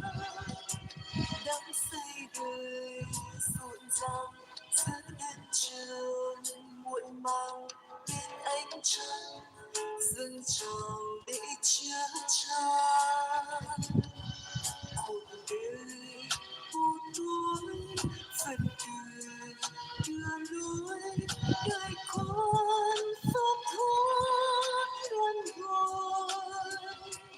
Ánh trăng về dạng người dáng cha hiền vơi vợi, mưa pháp âm rền vang cõi sáng tươi. Bao dung không hề nản lòng, xin vẫn vì đắm say gìn giữ. Trong đây dần hiền ước vọng, người ngoan phu cùng vượt qua gió đông. Phật ơi, con ước nhân loại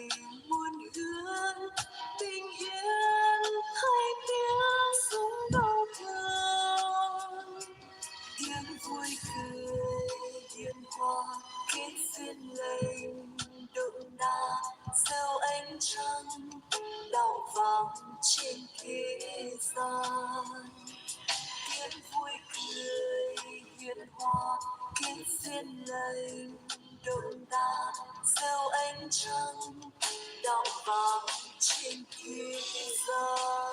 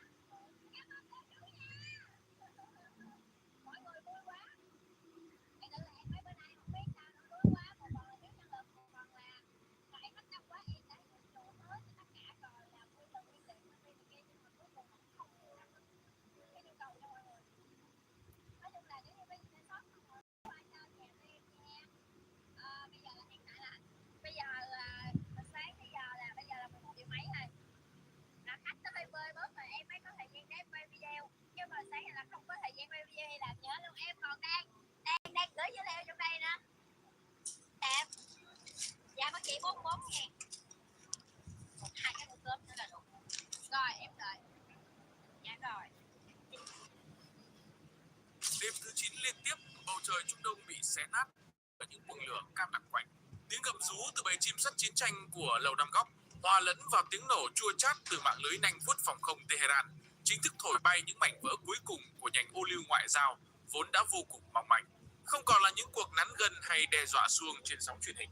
Một cuộc chiến tiêu hao tàn khốc, không khoan nhượng đã bùng nổ trực diện giữa con đại bàng phương Tây và khối thiết giáp lâm ly nơi sa mạc.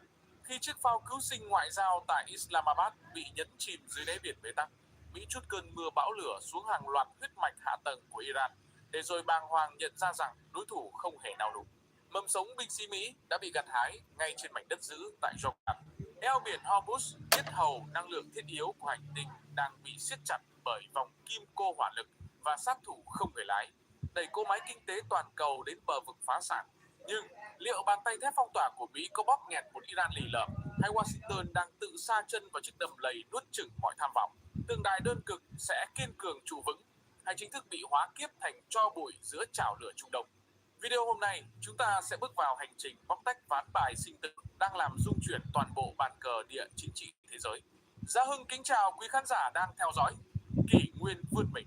Trước khi chúng ta đi vào phân tích chi tiết, xin mời quý vị hãy like và subscribe kênh để không bỏ lỡ bất kỳ video quan trọng nào về các chuyển động nóng hàng ngày. Phần 1. Bê bối Islamabad, phát súng ngoại giao vỡ vụn. Thưa các bác, khi bóng đêm đặc quánh bao phủ lấy thủ đô Islamabad, những tia hy vọng mong manh cuối cùng về một chiếc phao cứu sinh ngoại giao do phương Tây đạo diễn chính thức bị xé toạc. 21 giờ đàm phán nghẹt thở bên trong những căn phòng kín tuyệt đối, không mang lại bất cứ một bản ký kết nào. Thay vào đó, cuộc đối đầu chỉ nhận lại những cái ngoảnh mặt lạnh lùng cùng tiếng lách cách tàn nhẫn từ những nòng súng lầm lì đang được nàm đạn trong bóng tối. Washington bước vào bàn nghị sự với tư thế hợm hĩnh của một kẻ quen ban ơn. Tay phải chìa ra nhành ô liu ngoại giao giả tạo, nhưng tay trái lại giấu kín thanh đoạn kiếm trừng phạt đầy sát khí. Họ quá tự phù vào sức nặng từ gông cùm kinh tế của mình. Để rồi bàng hoàng nhận ra lưỡi gươm trừng phạt vốn sắc lẹm ngày nào giờ đây chỉ còn là một thanh sắt rỉ nát trước khối thép kiên cường mang tên Tehran. Bản chất của sự tan vỡ tại Islamabad tuyệt nhiên không nằm ở những dòng điều khoản khô khốc trên giấy tờ.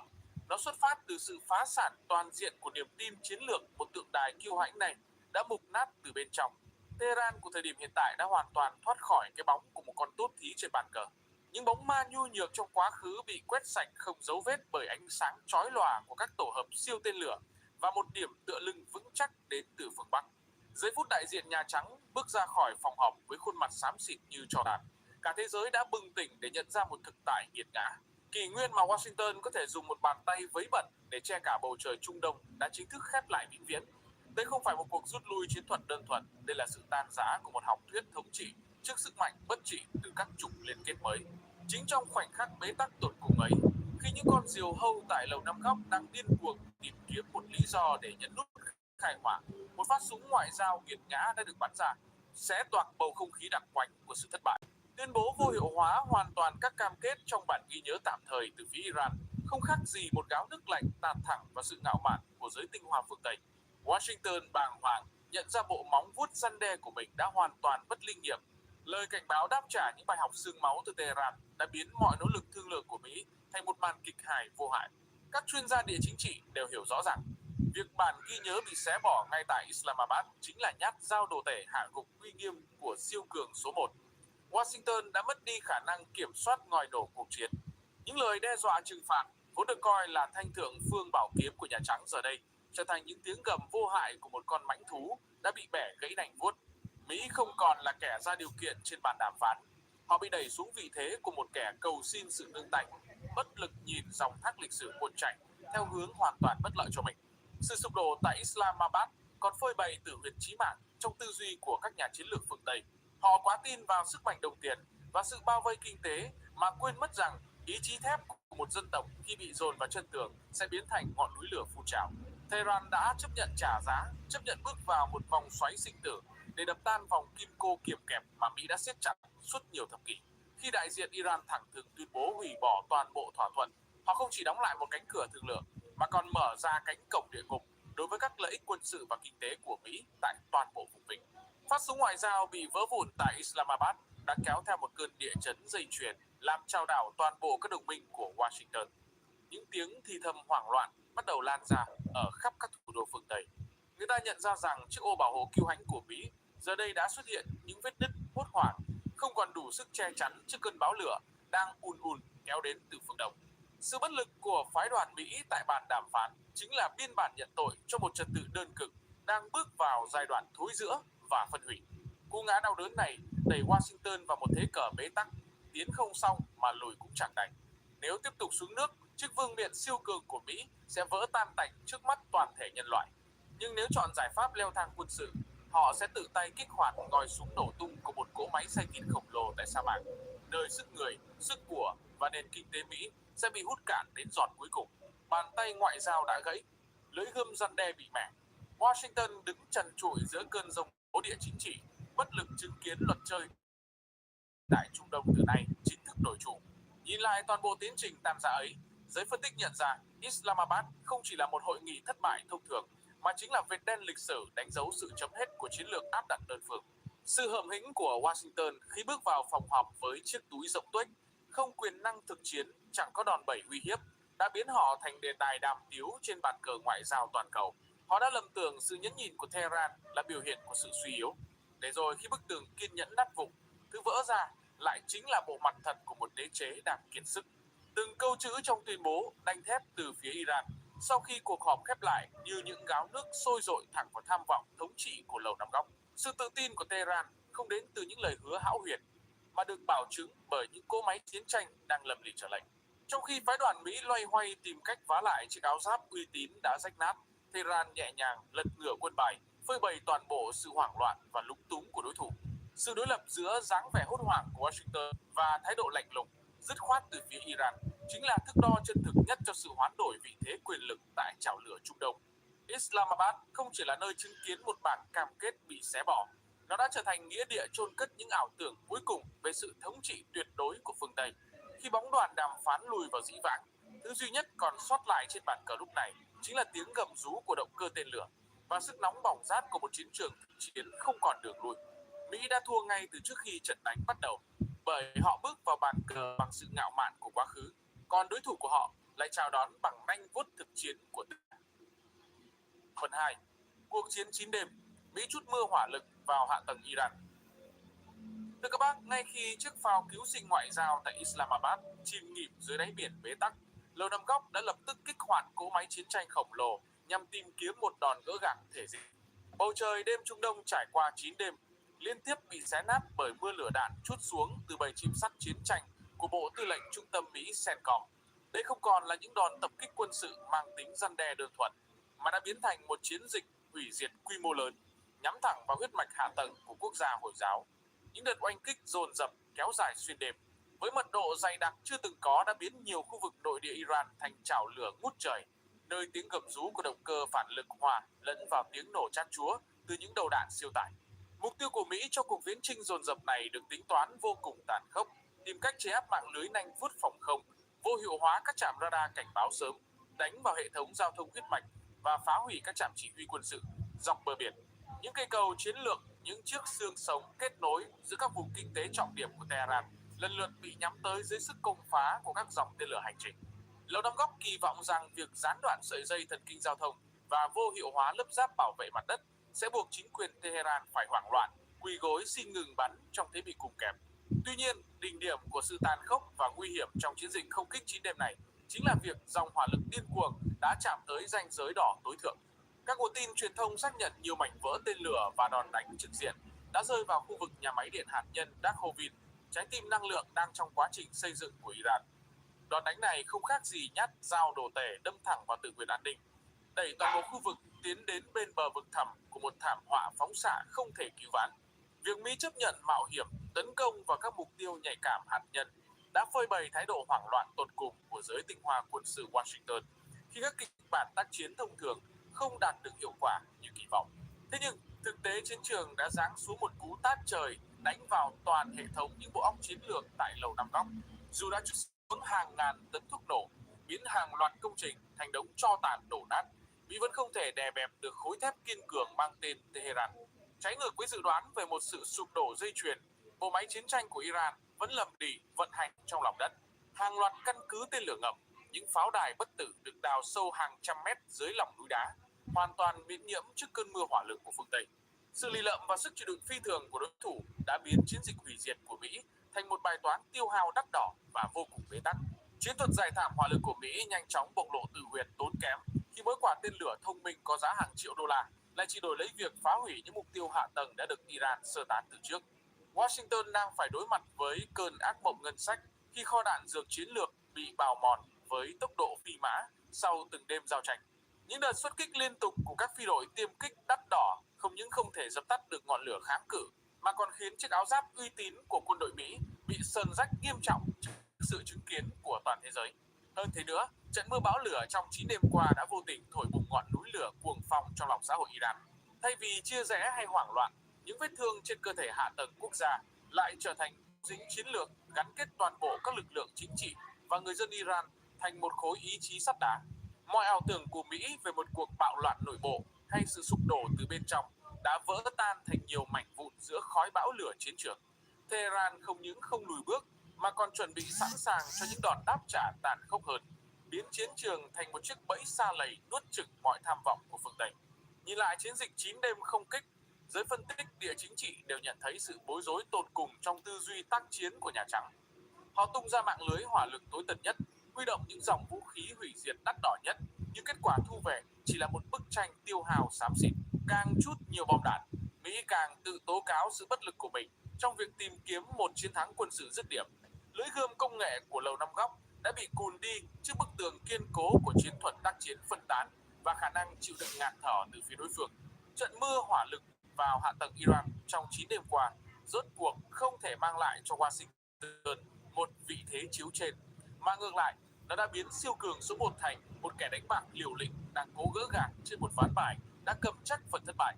Những đám khói đen bốc lên từ nhà máy Dakhovin hay những cây cầu đổ sập không phải là minh chứng cho sức mạnh, mà là dấu vết tàn lụi của một học thuyết quân sự đã hoàn toàn phá sản. Cánh cửa đàm phán đã bị chính những đòn oanh kích này khép chặt, nhường chỗ cho vòng xoáy báo thù tàn khốc đang chực chờ bùng nổ trong những ngày kế tiếp. Phần 3. Đòn trả đũa tàn khốc, máu binh sĩ Mỹ đã đổ. Thưa các bác, nếu Lầu Năm Góc lầm tưởng rằng mưa hỏa lực trong 9 đêm liên tiếp có thể khuất phục được khối thép lầm lì nơi sa mạc, thì câu trả lời Tehran đã giáng một đòn chí mạng xé tan mọi ảo tưởng kiêu ngạo đó. Không hề nao núng trước những vết thương trên cơ thể hạ tầng, Bộ Chỉ huy Chiến lược Iran đã ngay lập tức kích hoạt kịch bản đáp trả bất đối xứng, biến toàn bộ hệ thống căn cứ quân sự Mỹ tại Trung Đông thành những tâm bão lửa. Máu của binh sĩ Mỹ đã chính thức đổ xuống. Báo cáo xác nhận ít nhất 17 quân nhân Mỹ thiệt mạng cùng hàng loạt người khác bị thương nặng sau các đợt tập kích dồn dập bằng drone cảm tử và tên lửa hành trình nhắm thẳng vào các tiền đồn chiến lược tại Jordan và Iraq.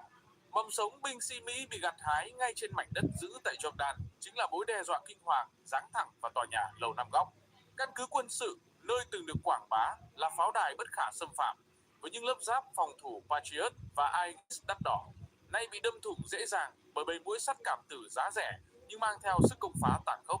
Tehran đã chứng minh cho toàn thế giới thấy một thực tế phũ phàng. Bức tường bảo vệ của Mỹ tại vùng vịnh chỉ là một chiếc lưới rách rưới trước vòng kim cô hỏa lực biến ảo. Những tiếng nổ chát chúa rung chuyển đêm đen tại Jordan không chỉ cướp đi sinh mạng của những người lính viện chỉnh mà còn đập tan tành huyền thoại về một lực lượng quân đội biến nhiễm với tổn thất của Washington. Chiến thuật đáp trả của Iran mang đậm tư duy thực chiến tàn nhẫn và sắc bén. Thay vì phung phí lực lượng vào các cuộc đối đầu trực diện, Tehran tung ra mạng lưới nành vuốt tác chiến phi đối xứng. Họ sử dụng các phi đội drone giá trị vài ngàn đô la để vắt kiệt và làm mù mắt thần radar của đối phương trước khi phóng ra những mũi đạn độc của tên lửa hành trình bay sát mặt đất để kết liễu mục tiêu. Sự kết hợp giữa công nghệ điều hướng tinh vi và chiến thuật bầy đàn đã biến các tổ hợp phòng thủ tỷ đô của Mỹ thành những khối sắt vô dụng.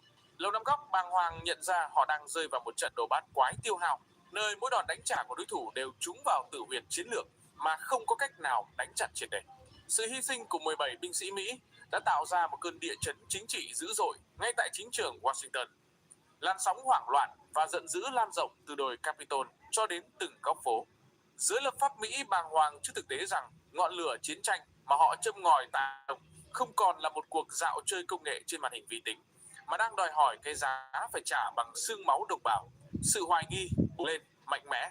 Tại sao một siêu cường sở hữu ngân sách quốc phòng khổng lồ lại bất lực nhìn binh sĩ của mình bỏ mạng dưới cơn mưa hỏa lực của một đối thủ bị bao vây trừng phạt suốt nhiều thập kỷ? Chiếc vương miện siêu cường của Mỹ một lần nữa bị sứt mẻ nghiêm trọng bởi những vết máu tươi trên chiến trường. Nỗi đau tổn thất nhân mạng còn đẩy Washington sa vào một chiếc đầm lầy không đáy. Nếu Lầu Năm Góc chọn giải pháp lùi bước để bảo toàn lực lượng, lá chắn uy tín của Mỹ trên trường quốc tế sẽ hoàn toàn vỡ vụn, biến họ thành trò cười cho các đối thủ địa chính trị. Nhưng nếu chọn cách leo thang chiến tranh để trả đũa, Mỹ sẽ tự tay kéo giãn sợi dây thần kinh lực lượng vốn đã kiệt sức trên nhiều mặt trận. Tehran đã tính toán chính xác nỗi sợ hãi cốt lõi của Nhà Trắng. Mỹ có thể chấp nhận mất tiền, chấp nhận hỏng hóc khí tài, nhưng tuyệt đối không thể gánh chịu một cuộc chiến kéo dài với những cỗ quan tài phủ cờ hoa liên tục bay về nước. Đòn áp trả tàn khốc của Iran còn phơi bày sự bất lực của cỗ máy chiến tranh Mỹ trong việc bảo vệ các vị trí đồn trú tiền tiêu.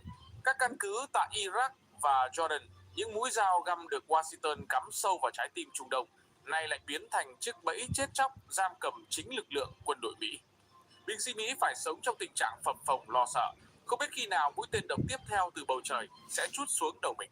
Lòng tin chiến đấu bị bào mòn từng giờ dưới sức ép của những báo động đỏ liên tục, biến các căn cứ quân sự đắt đỏ thành những nhà tù tinh thần đầy ngột ngạt. Nhìn sâu vào bản chất của cuộc đối đầu, Đòn trả đũa của Tehran không đơn thuần là một hành động báo thù bộc phát, đó là bản tuyên ngôn sức mạnh của một thế lực đã chuẩn bị kỹ lưỡng cho kịch bản tồi tệ nhất. Iran đã biến nghệ thuật tác chiến bất đối xứng thành một thanh gươm sắc bén, đâm thẳng vào khoảng trống giáp chắn của siêu cường phương Tây. Việc Mỹ chịu tổn thất nặng nề về người ngay trong những ngày đầu của cuộc đụng độ trực diện là bằng chứng không thể chối cãi cho thấy thời kỳ thống trị tuyệt đối của phương Tây đã vĩnh viễn lùi vào quá khứ. Máu binh sĩ Mỹ đã đổ trên sa mạc tại Jordan, và giọt máu đó đang rút cạn chút thể diện quốc gia cuối cùng của Nhà Trắng. Washington đang đứng trước một ngã tư đường nghiệt ngã, nơi mọi ngả đường đều dẫn đến sự tổn thất và tủi nhục. Chiến trường Trung Đông đã biến thành một cỗ máy xay thịt tàn nhẫn, nơi nanh vuốt công nghệ Mỹ đang bị bẻ gãy từng chiếc một trước ý chí sắt đá và chiến thuật tàn khốc của pháo đài Tehran. Phần 4. Eo biển Hormuz bị khóa, bóp nghẹt huyết mạch năng lượng. Thưa các bác, khi trận mưa hỏa lực trên bầu trời chưa kịp lắng xuống và dòng máu binh sĩ vẫn còn nóng hổi trên cát bụi tại Jordan, một cơn địa chấn kinh hoàng hơn gấp bội đã giáng xuống nền kinh tế toàn cầu. Không dừng lại ở các đòn trả đũa quân sự đơn thuần, Tehran đã tung ra quân bài hủy diệt đáng sợ nhất trong kho tàng chiến lược của mình, tuyên bố chính thức phong tỏa và siết chặt yết hầu năng lượng eo biển Hormuz.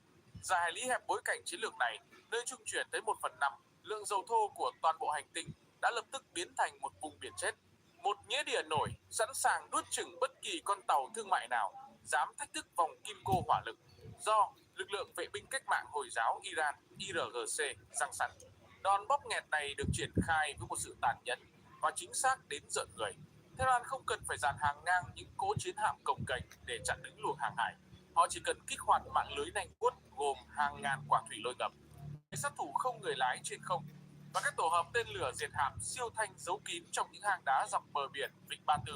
Hàng loạt tàu chở dầu khổng lồ của phương Tây khi cố tình vượt qua làn ranh đỏ đã bị những mũi tên độc xé nát thân thép, bốc cháy ngùn ngụt giữa biển khơi.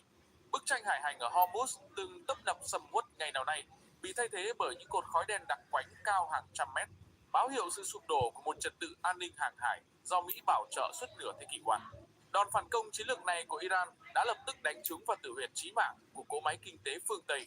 Ngay khi thông tin eo biển Hormuz bị khóa chặt được xác nhận, các thị trường tài chính toàn cầu đã rơi vào một trận hoảng loạn chưa từng có.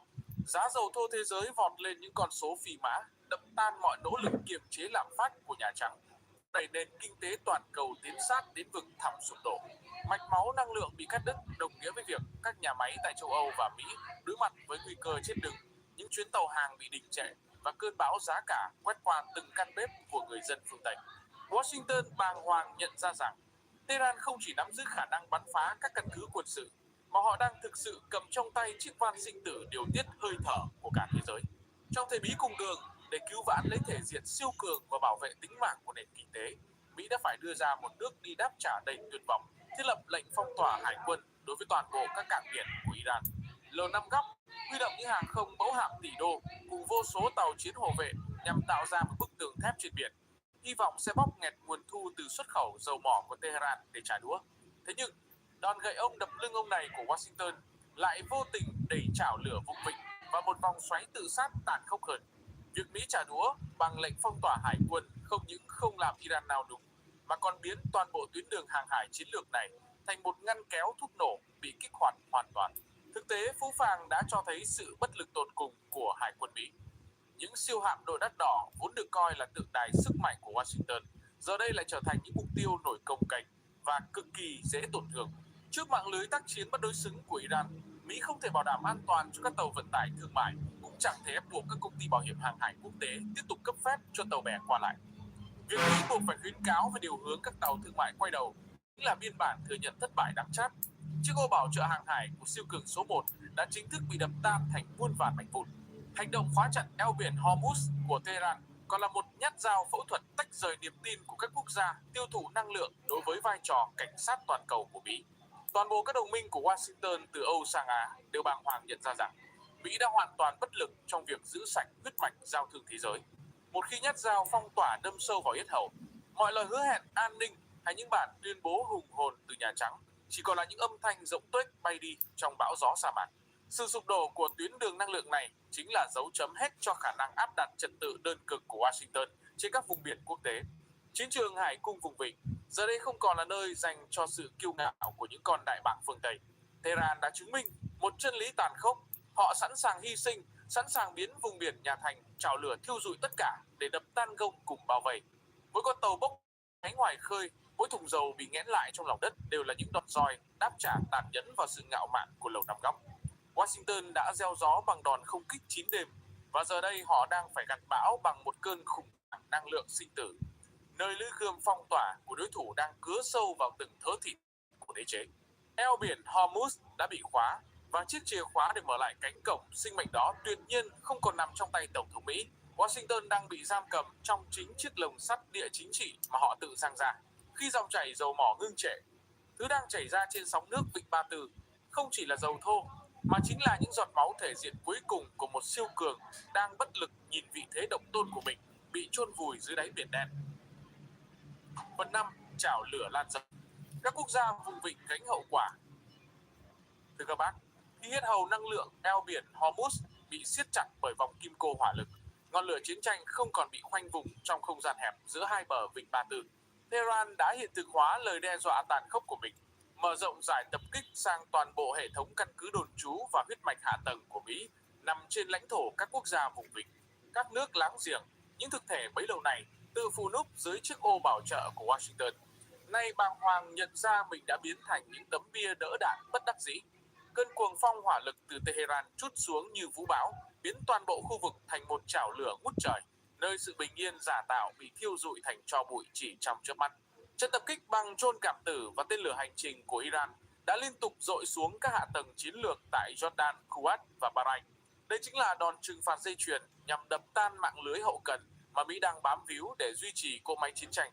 Bất kỳ quốc gia nào mở cửa không phận, cung cấp căn cứ hay tiếp ứng nhiên liệu cho bầy chim sắt chiến tranh của CENTCOM đều phải trả giá bằng những đòn oanh kích tàn khốc. Các căn cứ không quân hiện đại tại Kuwait hay trụ sở hạm đội Nam Hải quân Mỹ đặt tại Bahrain liên tục bị cày xới bởi những mũi tên độc xé gió lao xuống từ bầu trời đêm, biến những tiền đồn kiêu hãnh của Lầu Năm Góc thành những nghĩa địa thiết giáp bốc khói nghi ngút. Tuy nhiên, đòn đánh gây chấn động tột cùng và phơi bày tử huyệt an ninh của toàn bộ khối đồng minh Mỹ chính là vụ việc cháy hoàn toàn nhà máy khử mặn nước biển tại Kuwait.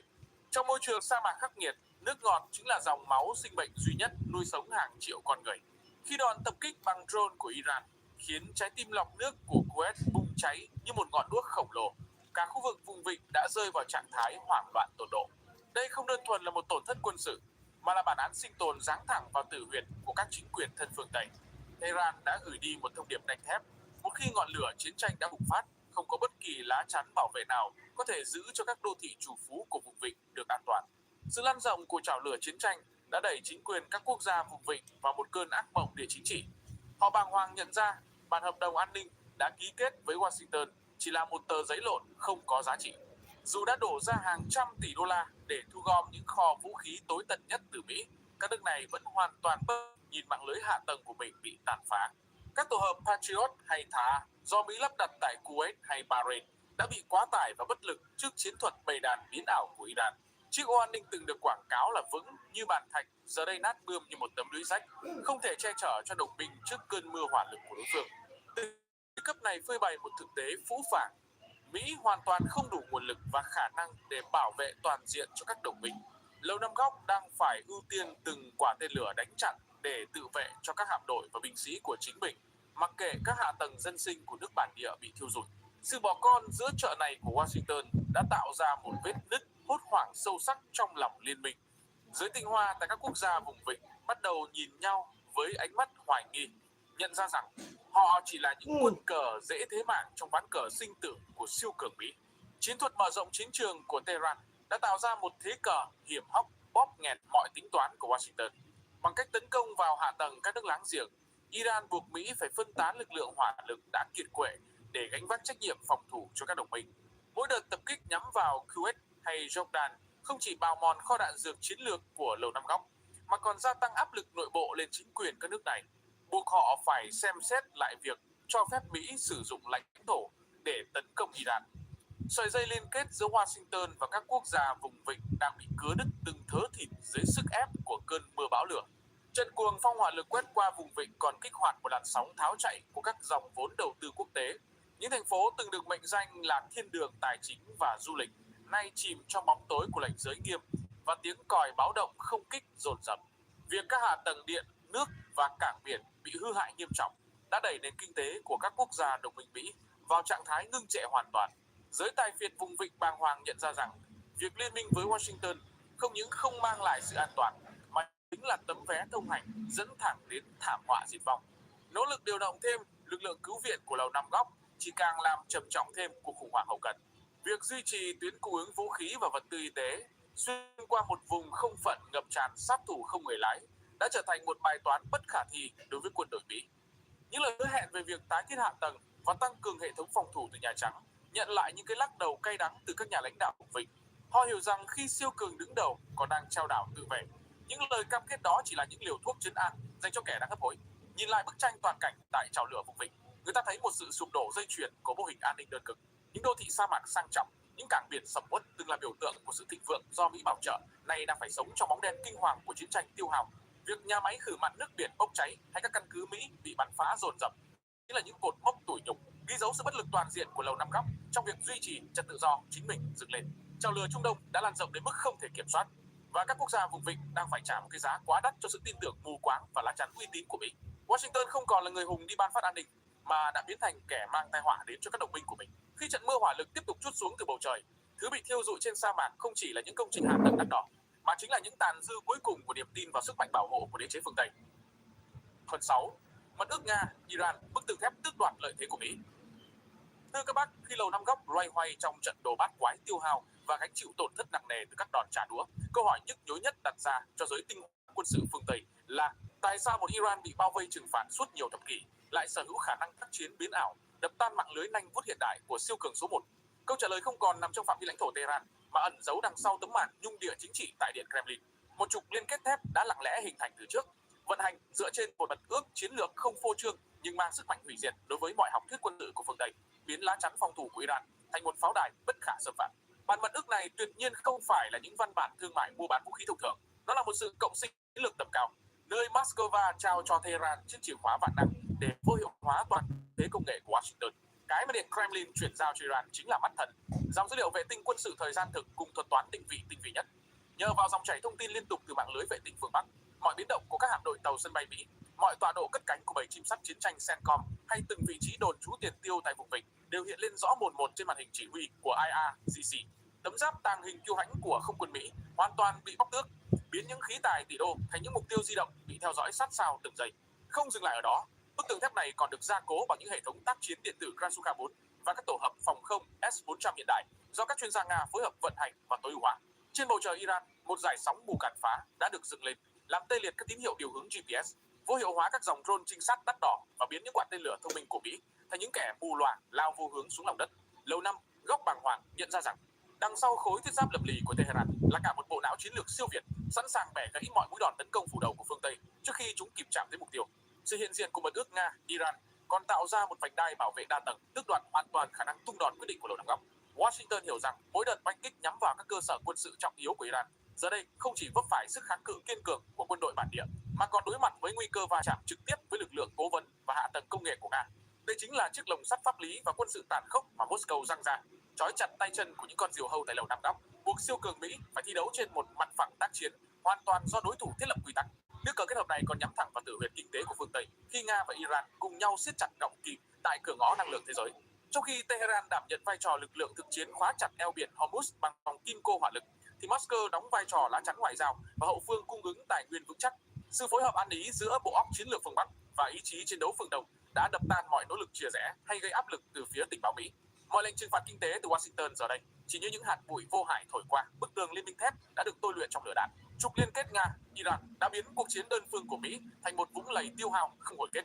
Washington từng quen với việc đe dọa các quốc gia nhỏ bằng sức mạnh không quân áp đảo, nhưng khi đối thủ được trang bị lá chắn công nghệ tiên tiến và sự hậu thuẫn chiến lược từ một cường quốc hạt nhân, mọi bài học quân sự cũ kỹ của NATO đều trở nên vô dụng. Việc Mỹ bị vô hiệu hóa ưu thế trên không và liên tục gánh chịu tổn thất tại vùng vịnh chính là biên bản nhận tội cho sự phá sản của học thuyết răn đe phương Tây trước một trật tự đa cực đang trỗi dậy mạnh mẽ.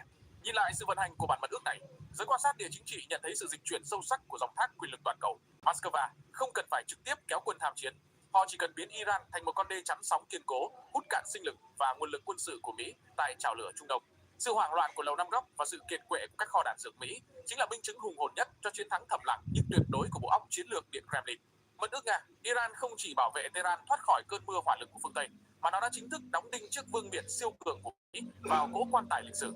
Washington đã mất đi khả năng tự do áp đặt luật chơi bằng vũ khí, bất lực nhìn bức tường thép phương Đông vươn lên sừng sững giữa sa mạc. Trong ván bài sinh tử này, Lầu Năm Góc đã bị tước đi những quân bài tẩy mạnh nhất, buộc phải đối diện với thực tại phũ phàng, kỷ nguyên mà hạm đội Mỹ có thể làm chủ bầu trời và mặt biển Trung Đông đã vĩnh viễn tan thành mây khói. Phần 7. Kịch bản tàn cuộc 2026, trật tự đơn cực trên vực thẳm. Thưa các bác, bàn cờ Trung Đông trong những ngày giữa năm 2026 không còn là nơi dành cho những nước đi thăm dò hay những bài đăng răn đe rộng tuyết trên mạng xã hội. Trận đấu bát quái địa chính trị tại vùng vịnh đã biến thành một cỗ máy xay thịt tàn nhẫn, nơi mỗi nhịp đập chiến trường đều nén chặt nguy cơ sụp đổ của cả một hệ thống quyền lực thống trị hành tinh suốt gần một thế kỷ. Sự kết hợp giữa trận mưa hỏa lực đáp trả từ Tehran, yết hầu năng lượng Hormuz bị khóa chặt và bức tường thép công nghệ do Moscow hậu thuẫn đã đẩy chính quyền Donald Trump vào một thế cờ bí tắc chưa từng có trong lịch sử nước Mỹ. Nhìn vào bức tranh tàn cuộc của năm 2026, thế giới đang nín thở chứng kiến 3 kịch bản thực chiến tàn khốc nhất đang dần lộ diện sau làn khói đạn đặc quánh. Kịch bản thứ nhất cũng chính là cơn ác mộng kinh hoàng nhất đang vắt kiệt sinh lực của Lầu Năm Góc, chiến tranh tiêu hao trường kỳ và sự phá sản toàn diện về kinh tế. Khi các đòn không kích 9 đêm không thể đè bẹp được khối thiết giáp lầm lì Iran, Mỹ buộc phải chấp nhận duy trì một lực lượng hàng không quân khổng lồ để phong tỏa các cảng biển và bảo vệ các tiền đồn còn sót lại. Thế nhưng mỗi ngày trôi qua, kho đạn dược chiến lược của Mỹ lại bị rút cạn với tốc độ chóng mặt. Những quả tên lửa Patriot hay SM-3 có giá vài triệu đô la liên tục bị tiêu hao để đánh chặn các dòng drone cảm tử giá rẻ. Sự mất cân bằng về chi phí tác chiến này không khác gì một vòi hút máu tàn nhẫn, trực tiếp bào mòn ngân sách quốc phòng Mỹ và đẩy cỗ máy kinh tế phương Tây vào một vòng xoáy lạm phát suy thoái không đáy. Kịch bản thứ hai cay đắng như đang trở thành lối thoát duy nhất cho Nhà Trắng, cuộc rút lui nhục nhã của Đại bàng Mỹ và sự sụp đổ dây chuyền của các đồng minh. Trước nguy cơ sa lầy và một Việt Nam thứ hai tại vùng sa mạc, Donald Trump với bản tính thực dụng của một nhà tài phiệt có thể sẽ buộc phải chấp nhận một thỏa thuận ngầm đáng chát để rút quân khỏi các căn cứ đồn trú tại Iraq, Syria và Jordan. Mỹ sẽ âm thầm tháo chạy để bảo toàn sinh lực và tránh cho các hàng không mẫu hạm tỷ đô bị biến thành những nghĩa địa sát phục trước tên lửa siêu thanh Iran. Tuy nhiên, cái giá phải trả cho lối thoát danh dự này chính là sự sụp đổ hoàn toàn của lá chắn uy tín Mỹ. Một vùng chân không quyền lực khổng lồ sẽ lập tức xuất hiện và các quốc gia đồng minh vùng vịnh, những kẻ từng tin tưởng tuyệt đối vào chiếc ô an ninh phương Tây sẽ rơi vào trạng thái hoảng loạn, buộc phải hạ mình tìm kiếm sự bảo hộ từ khối liên minh phương Đông. Kịch bản thứ ba, kịch bản đen tối và điên rồ nhất, sự bùng nổ của một cuộc tổng lực chiến không ranh giới. Khi bị dồn vào chân tường và đối mặt với sự sụp đổ của vị thế siêu cường, những con diều hâu hữu chiến nhất tại Washington có thể sẽ kích hoạt các phương án tác chiến cực đoan, mở rộng quy mô đánh phá vào toàn bộ hệ thống kinh tế và năng lượng dân sự của Iran. Thế nhưng đây sẽ là một kênh bạc tự sát. Tehran đã chuẩn bị sẵn sàng cho kịch bản sông cạn đá mòn này. Một khi cuộc chiến tổng lực bùng nổ, Iran sẽ kích hoạt toàn bộ mạng lưới nanh vuốt ủy nhiệm trên khắp Middle East, biến mọi cơ sở dầu khí, mọi tuyến đường hàng hải và mọi căn cứ quân sự thuộc tầm bắn thành chảo lửa thiêu rụi. Đó sẽ là một trận đại chiến kéo toàn bộ nền văn minh hiện đại xuống bên bờ vực thảm diệt vong. Dù kịch bản nào xảy ra, thực tế phũ phàng của năm 2026 đã khẳng định một chân lý không thể đảo ngược: trật tự thế giới đơn cực đã chính thức vỡ vụn. Cái gọi là Pax Americana, hòa bình do Mỹ áp đặt bằng sức mạnh đồng USD và nanh vuốt quân sự đã bốc cháy thành tro bụi trong chảo lửa vùng vịnh. Những học thuyết quân sự kiêu hãnh của NATO đã hoàn toàn bị lỗi thời trước lối đánh bất đối xứng bí nào có sự hỗ trợ của bộ não chiến lược Nga. Washington đã không còn khả năng một mình làm chủ cuộc chơi. Họ đang phải vật lộn trong sự bất lực, trần trụi đối mặt với một trật tự đa cực đang vươn lên sừng sững. Sự suy tàn của vị thế Mỹ tại Trung Đông năm 2026 không diễn ra bằng một lời tuyên bố đầu hàng, mà nó được khắc họa bằng chính dáng vẻ hoảng loạn của Lầu Năm Góc và sự kiệt quệ về mặt ý chí chiến lược. Mỗi thùng dầu bị nghẽn lại tại Hormuz, mỗi giọt máu binh sĩ Mỹ đổ xuống tại Jordan đều là những phát đinh đóng chặt vào cỗ quan tài của đế chế đơn cực. Cán cân quyền lực toàn cầu đã chính thức nghiêng hẳn về phía khối liên minh mới, nơi sức mạnh thực chiến, sự sắc sảo trong địa chính trị và ý chí kiên cường của các dân tộc đã chiến thắng sự ngạo mạn cũ kỹ của phương Tây. Năm 2026 sẽ đi vào lịch sử như một cột mốc sinh tử, đánh dấu thời điểm mà tượng đài quyền lực Nhà Trắng bị xô đổ ngay tại vùng đất dầu mỏ. Cuộc chiến Mỹ Iran không chỉ một xung đột cục bộ mà chính là cơn co thắt đớn đau khai sinh ra một kỷ nguyên mới. Một kỷ nguyên mà ở đó Mỹ không còn là kẻ ra lệnh, không còn là cảnh sát toàn cầu, mà chỉ là một thực thể đang tuyệt vọng học cách thích nghi với một thế giới đa cực mới, nơi luật chơi được viết lại bằng máu, thuốc súng và sự thức tỉnh của các trục quyền lực phương Đông. Cảm ơn quý khán giả đã đồng hành cùng kỷ nguyên vươn mình. Song song với chiến trường Hormuz, Tổng thống Donald Trump còn đối mặt với một cuộc tranh luận trong nội bộ Hoa Kỳ. Theo nghị quyết quyền hạn chiến tranh năm 1973, một chiến dịch quân sự không được Quốc hội cho phép thường phải chấm dứt trong vòng 60 ngày, trừ một số trường hợp đặc biệt. Sau giai đoạn ngưng bắn, Nhà Trắng từng gửi thư cho Quốc hội cho rằng các hoạt động thù địch với Iran đã chấm dứt, vì vậy thời hạn 60 ngày không còn tiếp tục. Khi hoạt động quân sự được nối lại, chính quyền tiếp tục thông báo cho Quốc hội làm nảy sinh tranh cãi liệu một chu kỳ pháp lý mới có bắt đầu hay không. Những người chỉ trích cho rằng Nhà Trắng có thể sử dụng việc tuyên bố chiến dịch kết thúc, sau đó nối lại tác chiến để tránh phải xin một sự ủy quyền quân sự mới. Phía chính quyền lại có thể lập luận rằng Tổng thống có quyền bảo vệ lực lượng Hoa Kỳ, đáp trả các cuộc tấn công và bảo đảm tự do hàng hải. Về ngắn hạn, tranh luận pháp lý không ngăn được các đợt không kích, nhưng về dài hạn, nó tác động trực tiếp đến tính bền vững của chiến dịch. Một cuộc tập kích nhằm phá hủy một số mục tiêu có thể hoàn thành trong vài ngày. Nhưng ra phá thủy lôi, hộ tống tàu, duy trì phong tỏa và ngăn chặn các cuộc công phân tán có thể kéo dài nhiều tháng. Nhiệm vụ đó cần ngân sách, cần lực lượng luân phiên, cần sự ủng hộ của Quốc hội và cần công chúng Hoa Kỳ chấp nhận thương vong cùng chi phí kinh tế. Nếu giá dầu tiếp tục tăng, lạm phát quay trở lại và binh sĩ Hoa Kỳ chịu tổn thất, áp lực chính trị lên Nhà Trắng sẽ rất lớn. Iran hiểu điều đó. Tehran không nhất thiết tìm cách giành chiến thắng nhanh chóng. Họ có thể tìm cách kéo dài cuộc đối đầu cho tới khi chi phí chính trị đối với Washington trở nên khó chịu đựng.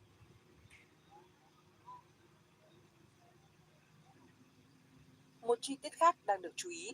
Theo tường thuật của báo The Week của Ấn Độ, dựa trên dữ liệu theo dõi chuyến bay, là việc một chiếc Tu-214PU của Nga hạ cánh xuống sân bay quốc tế Imam Khomeini tại Tehran ngày 13 tháng 7. Tu-214PU là biến thể phục vụ chỉ huy và liên lạc trên không, được phát triển từ máy bay chở khách Tu-214. Chữ PU liên quan đến chức năng trạm chỉ huy. Máy bay được trang bị các hệ thống liên lạc bảo mật và có thể phục vụ hoạt động của giới lãnh đạo cấp cao Nga. Truyền thông thường gọi Tu-214PU là máy bay ngày tận thế. Tuy nhiên, cách gọi này có thể tạo cảm giác máy bay là một trung tâm chỉ huy hạt nhân tương đương E-4B của Hoa Kỳ. Thực tế, Tu-214PU phù hợp hơn khi được mô tả là một nền tảng vận chuyển, liên lạc và chỉ huy dành cho các đoàn quan chức cấp cao. Sự xuất hiện của máy bay tại Tehran chưa đủ để kết luận Nga đang trực tiếp điều phối hệ thống phòng không của Iran, cung cấp dữ liệu mục tiêu hoặc tham gia chỉ huy chiến đấu. Nga và Iran cũng chưa công bố chính thức nhiệm vụ cụ thể của chuyến bay. Máy bay có thể vận chuyển một phái đoàn cấp cao, nó có thể hỗ trợ liên lạc chiến lược, nó cũng có thể phục vụ cho các cuộc tham vấn quân sự hoặc ngoại giao. Mỗi khả năng đều đáng chú ý, nhưng không đồng nghĩa là Nga đã chính thức tham chiến. Cách đánh giá thận trọng nhất là coi chuyến bay như một tín hiệu về mức độ phối hợp và liên lạc giữa Moscow và Tehran trong thời điểm mà Iran chịu sức ép lớn. Nếu sau đó xuất hiện bằng chứng Nga trực tiếp cung cấp dữ liệu mục tiêu theo thời gian thực, vận hành hệ thống phòng không hoặc tham gia chỉ huy, mức độ rủi ro sẽ thay đổi. Nhưng với thông tin công khai hiện nay, chưa có đủ cơ sở để đưa ra kết luận đó. Vậy cuộc đối đầu có thể đi về đâu? Kịch bản thứ nhất, chiến dịch giới hạn tiếp tục. Trong kịch bản này, Hoa Kỳ duy trì các đợt tấn công có chọn lọc nhằm vào radar, tên lửa, UAV, quân cảng và hạ tầng hậu cần của Iran. Washington tránh mở chiến dịch trên bộ và hạn chế đánh vào hạ tầng dân sự quy mô lớn. Mục tiêu là làm giảm khả năng Tehran tấn công tàu thương mại, nhưng không đẩy Iran đến mức tin rằng sự tồn vong của chế độ bị đe dọa tức thời. Hoa Kỳ có thể tiếp tục sử dụng Lucas, Konza và các loại vũ khí tầm xa nhằm giảm rủi ro cho binh sĩ, đáp trả bằng những cuộc tấn công nhỏ, phân tán và khó dự báo. Kết quả có thể hòa bình nhưng cũng chưa phải là chiến tranh tổng lực. Các cuộc tập kích diễn ra từng đợt, tàu thương mại vẫn lưu thông với mức độ hạn chế, giá dầu duy trì phần bù rủi ro. Đây là kịch bản có khả năng xảy ra cao nếu cả hai bên vẫn muốn duy trì sức ép nhưng tránh vượt qua ngưỡng dẫn tới chiến tranh toàn diện. Kịch bản thứ hai, xung đột mở rộng sang hạ tầng khu vực. Nếu Iran đánh trúng một căn cứ Hoa Kỳ và gây thương vong lớn, hoặc nếu một tàu thương mại bị phá hủy với số lượng người chết cao, Washington có thể mở rộng danh sách mục tiêu. Các đòn đánh khi đó có thể hướng tới mạng lưới năng lượng, công nghiệp quốc phòng, sở chỉ huy cấp cao và hạ tầng giao thông hỗ trợ lực lượng Iran. Iran có thể đáp trả bằng cách tấn công các cảng, cơ sở dầu khí và căn cứ của Hoa Kỳ tại vùng vịnh. Chiến sẽ không còn giới hạn quanh Hormuz. Bahrain, Qatar, Kuwait, UAE, Oman và Jordan có thể chịu áp lực ngày càng lớn. Các quốc này dù không muốn trở thành bên tham chiến, vẫn có thể cuốn vào xung đột vì trên lãnh thổ có căn cứ hoặc lực lượng Hoa Kỳ hiện diện. Đây là kịch bản nguy hiểm nhất đối với kinh tế thế giới. Một cuộc tấn công vào cơ sở xử lý dầu, cảng xuất khẩu hoặc tàu LNG có thể làm gián đoạn nguồn cung thực tế, chứ không chỉ làm tăng cảm nhận rủi ro.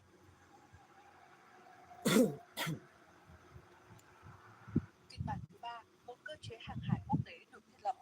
Kịch bản này đòi hỏi Hoa Kỳ và Iran chấp nhận rằng không bên nào có thể đơn phương kiểm soát toàn bộ Hormuz. Không bên nào có thể đơn phương kiểm soát toàn bộ Hormuz. Oman, IMO và các quốc gia sử dụng tuyến hàng hải có thể đóng vai trò lớn hơn trong việc xác định đường tàu, tổ chức giám phá thủy lôi và giám sát cam kết an ninh. Iran có thể phải cam kết không tấn công tàu thương mại, không sử dụng thủy lôi mới và hạn chế triển khai vũ khí gần hành lang hàng hải. Đổi lại, Hoa Kỳ có thể phải giới hạn phạm vi phong tỏa, giảm một số hoạt động quân sự và đưa ra lộ trình về các biện pháp kinh tế. Một cơ chế xác minh độc lập sẽ rất quan trọng. Nếu chỉ dựa vào cam kết chính trị, mỗi bên có thể lại diễn giải thỏa thuận theo cách có lợi cho mình. Nhưng đây cũng là kịch bản khó đạt được nhất. Washington không muốn trao cho Tehran quyền kiểm soát tuyến hàng hải. Iran không muốn từ bỏ đòn bẩy chiến lược mạnh nhất mà họ đang nắm giữ. Một thỏa thuận chỉ có thể xuất hiện khi cả hai bên tin rằng chi phí tiếp tục chiến đấu lớn hơn lợi ích của việc nhượng bộ. Nhìn từ tình hình thực tế, Hoa Kỳ có khả năng phá hủy nhiều radar, bệ phóng, tàu chiến và cơ sở quân sự của Iran. Nhưng kiểm soát Hormuz là một nhiệm vụ hoàn toàn khác. Để giữ tuyến hàng hải hoạt động, Washington phải đồng thời ra phá thủy lôi, hộ tống tàu thương mại, đánh chặn UAV, theo dõi bệ phóng cơ động và bảo vệ căn cứ của đồng minh. Iran chỉ cần duy trì đủ khả năng gây tổn thất để chứng minh rằng eo biển chưa thực sự an toàn. Đây là cuộc đối đầu giữa hai logic chiến tranh. Hoa Kỳ dựa vào ưu thế công nghệ, hỏa lực chính xác và khả năng kết nối tác chiến đa miền. Iran dựa vào địa lý, lực lượng phân tán, vũ khí bất đối xử và khả năng gây gián đoạn kinh tế.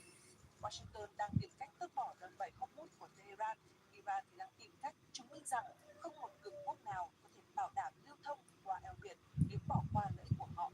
Sự xuất hiện của Uncas và Gaza cho thấy chiến tranh không hề lái đã bước sang một giai đoạn mới, nhưng những hệ thống hiện đại nhất vẫn chưa thể xóa bỏ một thực tế cũ. Kiểm soát lãnh thổ hoặc tuyến hàng hải trong thời gian dài luôn khó hơn rất nhiều so với phá hủy mục tiêu bằng hỏa lực. Nguy cơ lớn nhất cũng không nhất thiết bắt đầu từ quyết định phát động chiến tranh tổng lực. Nó có thể đến từ một tên lửa bị chệch hướng, một tàu hàng bị nhận dạng sai, một căn cứ chịu thương vong lớn, hoặc một đòn đáp trả vượt quá tính toán của bên kia. Eo biển Hormuz vì thế không chỉ là tuyến vận tải năng lượng, nó đã trở thành phép thử đối với chiến tranh không người lái, chiến lược chống tiếp cận, quyền tự do hàng hải và giới hạn thực sự của sức mạnh quân sự hiện đại. Theo quý vị, Hoa Kỳ có thể sử dụng ưu thế quân sự để bảo đảm an toàn lâu dài cho Hormuz, hay Iran vẫn giữ được khả năng kéo Washington vào một cuộc chiến tiêu hao? Hãy để lại ý kiến, nhấn like, đăng ký kênh và bật chuông thông báo để tiếp tục đồng hành cùng những phân tích chuyên sâu tiếp theo từ sa bàn quân sự. Chào mừng các khán thính giả đã trở lại với Sao Đỏ TV trong bản tin quân sự Đông Nam Á ngày 21 tháng 7.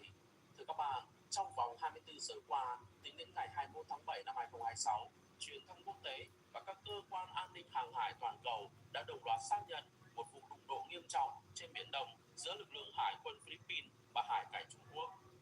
Vụ việc xảy ra tại khu vực bãi cảng Cỏ Mây thuộc quần đảo Trường Sa, Việt Nam, đánh dấu một bước leo thang mới trong chuỗi căng thẳng dai dẳng tại khu vực này. Không giống như các cuộc đối đầu mang tính chất răn đe từ xa trước đây, sự kiện ngày 2 tháng 7 năm 2026 chứng kiến sự va chạm vật lý trực tiếp bằng vũ khí thô sơ như gậy gỗ, mái chèo dẫn đến thương tích cho quân nhân Philippines và hư hại phương tiện quân sự. Bãi Cỏ Mây được quốc tế gọi là Second Thomas là một dạng san hô vòng ngầm thuộc vùng Bình Nguyên của quần đảo Trường Sa thuộc chủ quyền của Việt Nam. Thực thể này có hình dạng giống như củ cà rốt, chiều dài trục Bắc Nam khoảng 16,7 cây số, chiều rộng tối đa 5,6 cây và tổng diện tích khoảng 60 cây số vuông. Về mặt địa lý, bãi Cỏ Mây nằm cách đảo Palawan của Philippines khoảng 105 hải lý, khoảng 194 cây số và cách đảo Hải Nam của Trung Quốc hơn 1.000 cây. Kể từ năm 1999, Philippines đã thiết lập sự kiểm soát trên thực tế tại bãi cạn này một cách trái phép, vi phạm chủ quyền của Việt Nam bằng cách cố tình hủy bãi và thả neo một con tàu đổ cũ mang tên VRP Sierra Mander. Tàu VRP Sierra Mander được sử dụng như một tiền đồn quân sự tạm bợ nơi một đơn vị nhỏ lính thủy đánh bộ Philippines đồn trú nhằm duy trì sự hiện diện thường xuyên, liên tục, khẳng định những yêu sách chủ quyền của Manila. Sự kiện này diễn ra không lâu sau khi Trung Quốc chiếm đóng trái phép đá Bạch Khăn vào năm 1995, một động thái của Philippines phải củng cố các sàn san hô lân cận. Tình hình bãi cạn Cỏ Mây trong mấy năm trở lại đây hết sức phức tạp, đặc biệt là từ năm 2023 tới nay, khi chính quyền tổng thống Marcos Jr. thi hành chính sách đối địch quyết liệt với các yêu sách chủ quyền phi lý của Trung Quốc tại Biển Đông, dẫn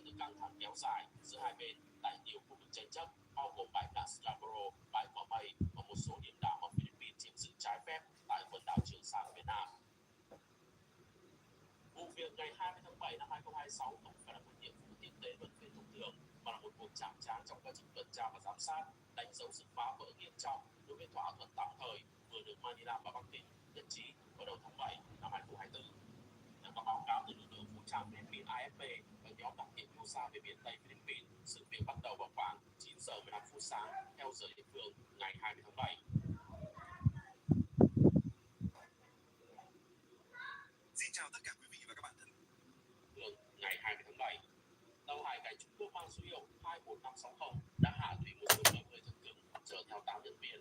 Xuồng này là LL cố tình tiếp cận ở cự ly rất gần với tàu PRP Sierra Mander để tiến hành các hoạt động quay phim và chụp ảnh tình báo. Nhằm bảo vệ tiền đồn, Hải quân Philippines đã triển khai 2 xuồng cao su nhỏ với mục đích xua đuổi phương tiện của Trung Quốc ra khỏi khu vực một cách phi đối đầu. Dù phía Philippines đã liên tục phát lệnh yêu cầu rời đi, xuồng của Trung Quốc kiên quyết từ chối rút lui và bắt đầu thực hiện các hành vi leo thang. Sự cản trở nhanh chóng biến thành bạo lực cận chiến. Theo video do quân đội Philippines công bố và xác nhận từ các cơ quan chức năng, nhân viên hải cảnh Trung Quốc đã hành động bạo lực hung hăng khi sử dụng cây gỗ đập mạnh vào đầu một quân nhân hải quân Philippines, gây ra thương tích cần được chăm sóc y tế khẩn cấp. Trong lúc hỗn chiến, quân nhân Philippines cũng đã sử dụng mái chèo và sáo chèm để tự vệ và cố gắng đẩy lùi sự áp sát của đối phương. Xuồng của Trung Quốc với lợi thế về kích thước, công suất và kết cấu vỏ cứng đã cố tình đập và gây hư hại nghiêm trọng cho chiếc xuồng cao su mềm của hải quân Philippines. Để hiểu rõ tính chất nghiêm trọng của sự kiện ngày 20 tháng 7 năm 2026, cần đặt nó trong chuỗi thời gian của chiến dịch cưỡng ép mà Trung Quốc áp dụng tại bãi cảng Cỏ Mây. Trước năm 2023, các vụ quấy rối chủ yếu xoay quanh việc gây ra từ xa và cảnh báo vô tuyến. Từ cuối năm 2023 đến đầu năm 2024, Trung Quốc đã leo thang sử dụng vòi rồng áp suất cao và laser tốc độ quân sự làm hỏng kết cấu tàu và gây thương tích gián tiếp cho thủy thủ Philippines. Tuy nhiên, bước ngoặt bạo lực trực diện bắt đầu vào ngày 17 tháng 6 năm 2024 khi lực lượng hải cảnh Trung Quốc mang theo dao, dìu và giáo mát tiếp cận, phá hủy xuồng cao su, tịch thu vũ khí và chém đứt ngón tay cái của một thủy thủ Philippines. Sự kiện ngày 20 tháng 7 năm 2026 là một sự lặp lại có chủ ý của chiến thuật vũ khí lạnh. Thay vì đâm va bằng các tàu vỏ thép lớn, việc sử dụng gậy gỗ, mái chèo trên các xuồng nhỏ tạo ra một hình thái bạo lực cận chiến, chuyển từ đối đầu phương tiện sang đối đầu giữa con người với con người. Ngay sau khi xảy ra sự việc, một cuộc chiến thông tin gay gắt đã bùng nổ, phản ánh những toan tính địa chính trị sâu xa của cả Bắc Kinh và Manila, đồng thời kéo theo sự can thiệp ngoại giao của cộng đồng quốc tế. Giới chức chính trị quân sự Philippines đã phản ứng với sự phẫn nộ ở cấp độ cao nhất. Hội đồng An ninh Quốc gia NSC gọi các hành động của Trung Quốc là bạo lực, trái pháp luật và cảnh báo nguy cơ dẫn đến tính toán sai lầm thảm khốc. Lực lượng vũ trang Philippines AFP khẳng định họ sẽ không bị khuất phục và tiếp tục các hoạt động tại bãi Cỏ Mây. Đáng chú ý nhất là tuyên bố của Bộ Quốc phòng Philippines, họ đã sử dụng ngôn từ chưa từng có khi miêu tả Trung Quốc là một quốc gia láng giềng hiếu chiến, bị suy giảm lòng tin nghiêm trọng. Bộ Quốc phòng Philippines nhấn mạnh rằng sự coi thường luật pháp quốc tế, đặc biệt là Anselot 1982 và phán quyết của Tòa trọng tài quốc tế PCA 2016 của Bắc Kinh đã biện minh cho lập trường tách rời của Manila. Sự tách rời này hàm ý rằng Philippines không còn tin tưởng vào các kênh đối thoại ngoại giao và các thỏa thuận tạm thời vốn thường xuyên bị Trung Quốc vi phạm. Các nhà lập pháp cấp tiến thuộc đảng Apagan thậm chí đã kêu gọi Tổng thống Marcos trục xuất ngay lập tức đại sứ Trung Quốc tại Manila. Phản ứng cứng rắn này còn bị đổ thêm dầu vào lửa bởi một sự kiện truyền thông trước đó. Philippines vừa trao công hàm phản đối kịch liệt một video do tờ China Daily sản xuất bằng AI mang tính phân biệt chủng tộc, miêu tả người Philippines như những con khỉ. Sự việc ngày 20 tháng 7 như một giọt nước tràn ly làm sụp đổ mọi nỗ lực ngoại giao còn sót lại. Thay vì né tránh, Trung Quốc đã khởi động một chiến dịch chiến tranh nhận thức chớp nhoáng nhằm đảo ngược hoàn toàn câu chuyện của Philippines. Phát ngôn viên hải cảnh Trung Quốc đã đưa ra một phiên bản đối lập. Họ khẳng định chính các xuồng cao su của Philippines được triển khai bất hợp pháp, phớt lờ cảnh báo, lạng lách ở tốc độ cao và cố tình bao vây đâm vào tàu tuần tra đang làm nhiệm vụ thực thi pháp luật. Theo kịch bản của Bắc Kinh, chính các quân nhân Philippines đã độc ác sử dụng sào, mái chèo để tấn công nhân viên nước này trước. Lực lượng Trung Quốc tự nhận họ đã thể hiện sự kiềm chế tối đa, chỉ đưa ra cảnh báo bằng lời nói và áp dụng các biện pháp đối phó tương xứng để ổn định tình hình. Để củng cố lập luận này, thời báo Hoàn Cầu, cơ quan ngôn luận của Đảng Cộng sản Trung Quốc, đã công bố một đoạn video độ phân giải cao dài 49 giây ghi lại từ góc nhìn của họ. Đoạn video này nhằm phản bác lại đoạn clip 25 giây độ giải thấp của Philippines cáo buộc Manila đã cắt xén ngoài ngữ cảnh nhằm đóng vai trò nạn nhân và lan truyền thông tin sai lệch. Các nhà phân tích thuộc Viện Khoa học Xã hội Trung Quốc như Giang Xiao còn lập luận rằng Philippines cố tình dàn dựng vụ đụng độ này để lôi kéo sự chú ý của quốc tế nhân dịp kỷ niệm 10 năm phản PCA 12 tháng 7 năm 2026. Hội nghị Bộ trưởng Ngoại giao ASEAN đang diễn ra tại Manila. Theo đánh giá của giới phân tích quốc tế, hành vi đánh đập binh sĩ Philippines tại bãi Cỏ Mây không phải là một hành vi mất kiểm soát từ đặc vụ hải cảnh Trung Quốc, mà là kết quả của một kịch bản được tính toán kỹ lưỡng. Dưới góc độ an ninh hàng hải và địa lý, Trung Quốc đang theo đuổi 5 mục tiêu chiến lược cốt lõi. Một, đó là thử nghiệm và nới rộng ranh giới chiến lược vùng xám. Chiến lược vùng xám được định nghĩa là việc sử dụng các biện pháp cưỡng ép dưới ngữ xung đột vũ trang để đạt được các mục tiêu chính trị và lãnh thổ mà không kích hoạt chiến tranh quy ước. Suốt nhiều năm, Trung Quốc đã thành công trong việc dùng vòi rồng, đâm va và chiếu laser. Việc chuyển sang sử dụng vũ khí thô sơ như rìu, dao tháng 6 năm 2024 và gậy gỗ từ tháng 7 năm 2026 là một phép thử mới nhằm kiểm tra phản ứng của Liên minh quân sự Philippines. Bằng cách tạo ra các cuộc xô xát mang đậm màu sắc bạo loạn đường phố hay trấn áp tội phạm dân sự, Trung Quốc chứng minh rằng họ có thể gây ra thương vong thể chất cho lực lượng quân đội nước khác mà Washington vẫn không dám can thiệp.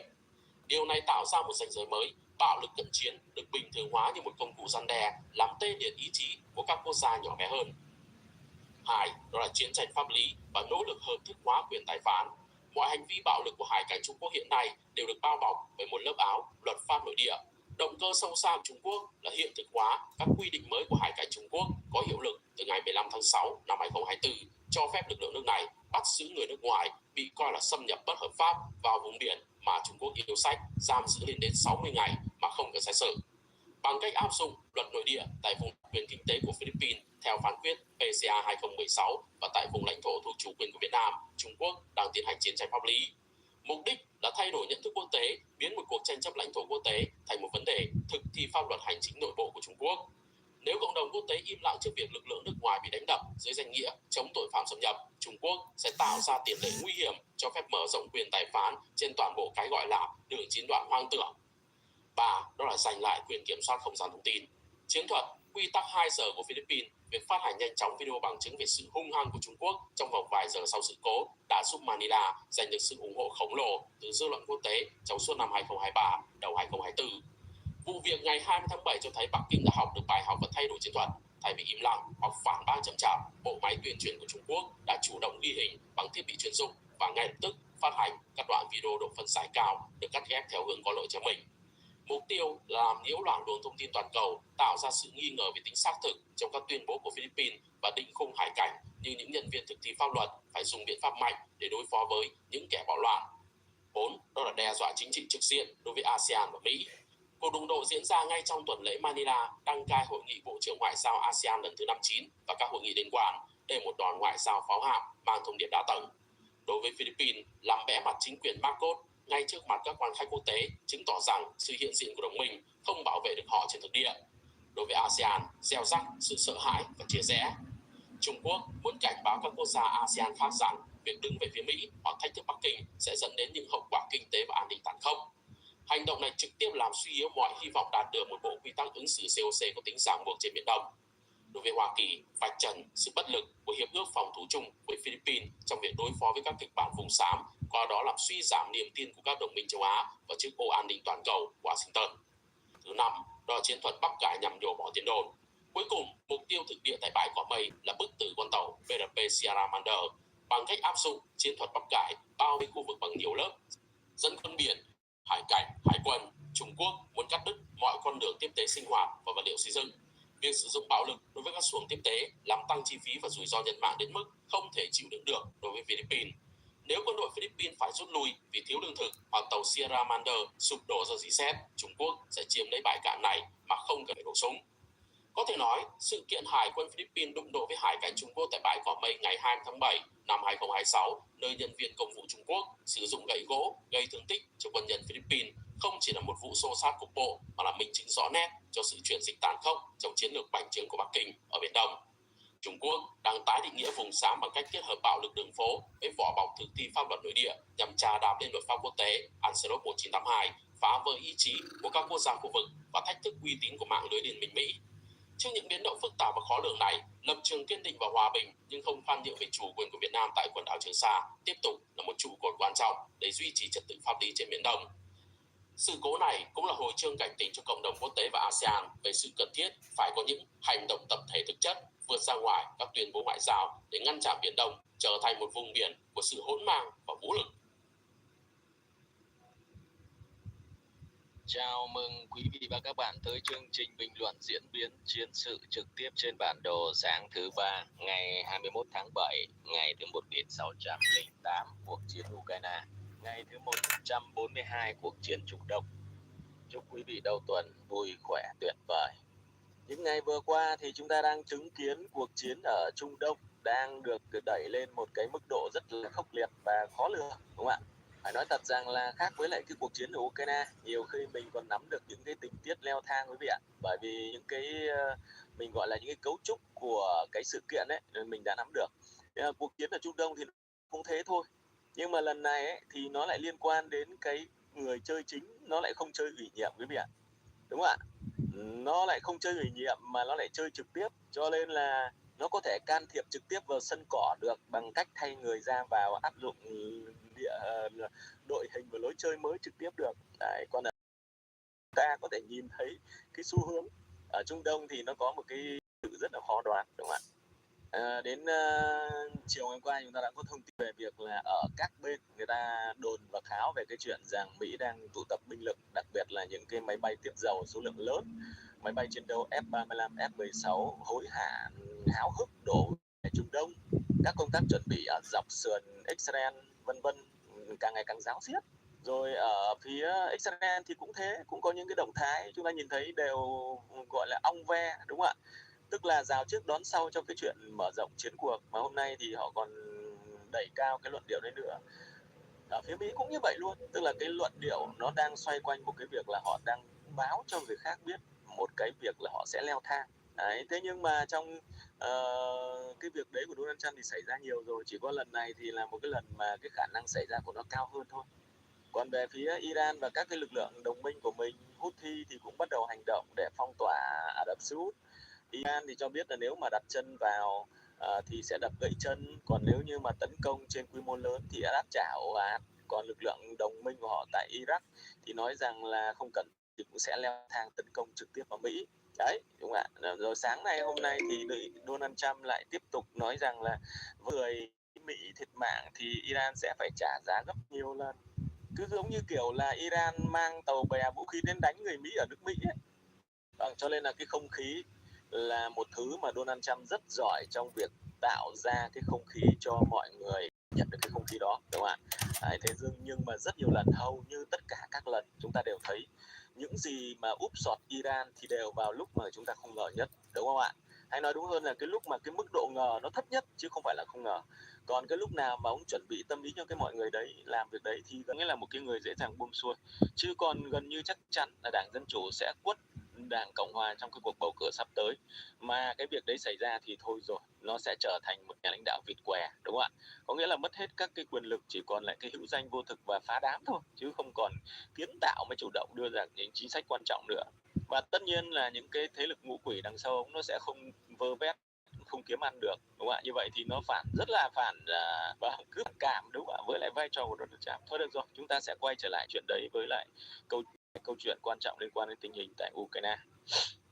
Câu chuyện tại Ukraine thì có 2-3 câu chuyện lớn trước khi chúng ta vào việc. Thực ra thì diễn biến chiến sự nó không có đẩy khốc liệt, cho nên là chúng ta có thời gian để nhìn nhận được một số vấn đề quan trọng. Nói chung là tôi vẫn còn loa dẹp, pin yếu lắm, quý vị thông cảm trước nhé. Thực ra thì cái việc đấy nó không cản tôi làm đâu, nhưng mà cơ bản là nó sẽ làm cho năng lượng của mình nó không được cao ấy quý vị, đúng không ạ? Đấy, nó không cao thì nó sẽ dẫn tới buồn ngủ. Đầu tiên chúng ta hãy nói về cái câu chuyện rất là nhạy cảm về UAV.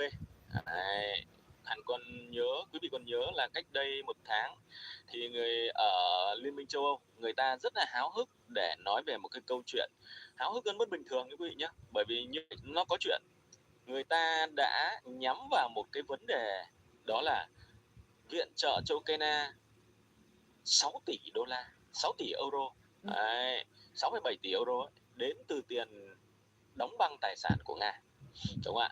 Trong cái chương trình mà họp hành tới đủ kiểu và cung cấp cho Ukraine một cái chương trình như vậy, một cái chương trình UAV rất là lớn, trị giá nhiều tỷ euro như vậy, có nghĩa là lên tới gần 7 tỷ hoặc hơn 7 tỷ đô la. Vâng, cái đấy nó không quan trọng vì số nó chỉ là nhầm lẫn một chút thôi. Thế thì cái câu chuyện rằng là các quốc gia châu Âu đã bắn tín hiệu với Ukraine rằng họ sẽ sản xuất UAV cho Ukraine trong một thời gian rất là nhanh, số lượng rất lớn và khối lượng tiền bạc rất khổng lồ. Đấy.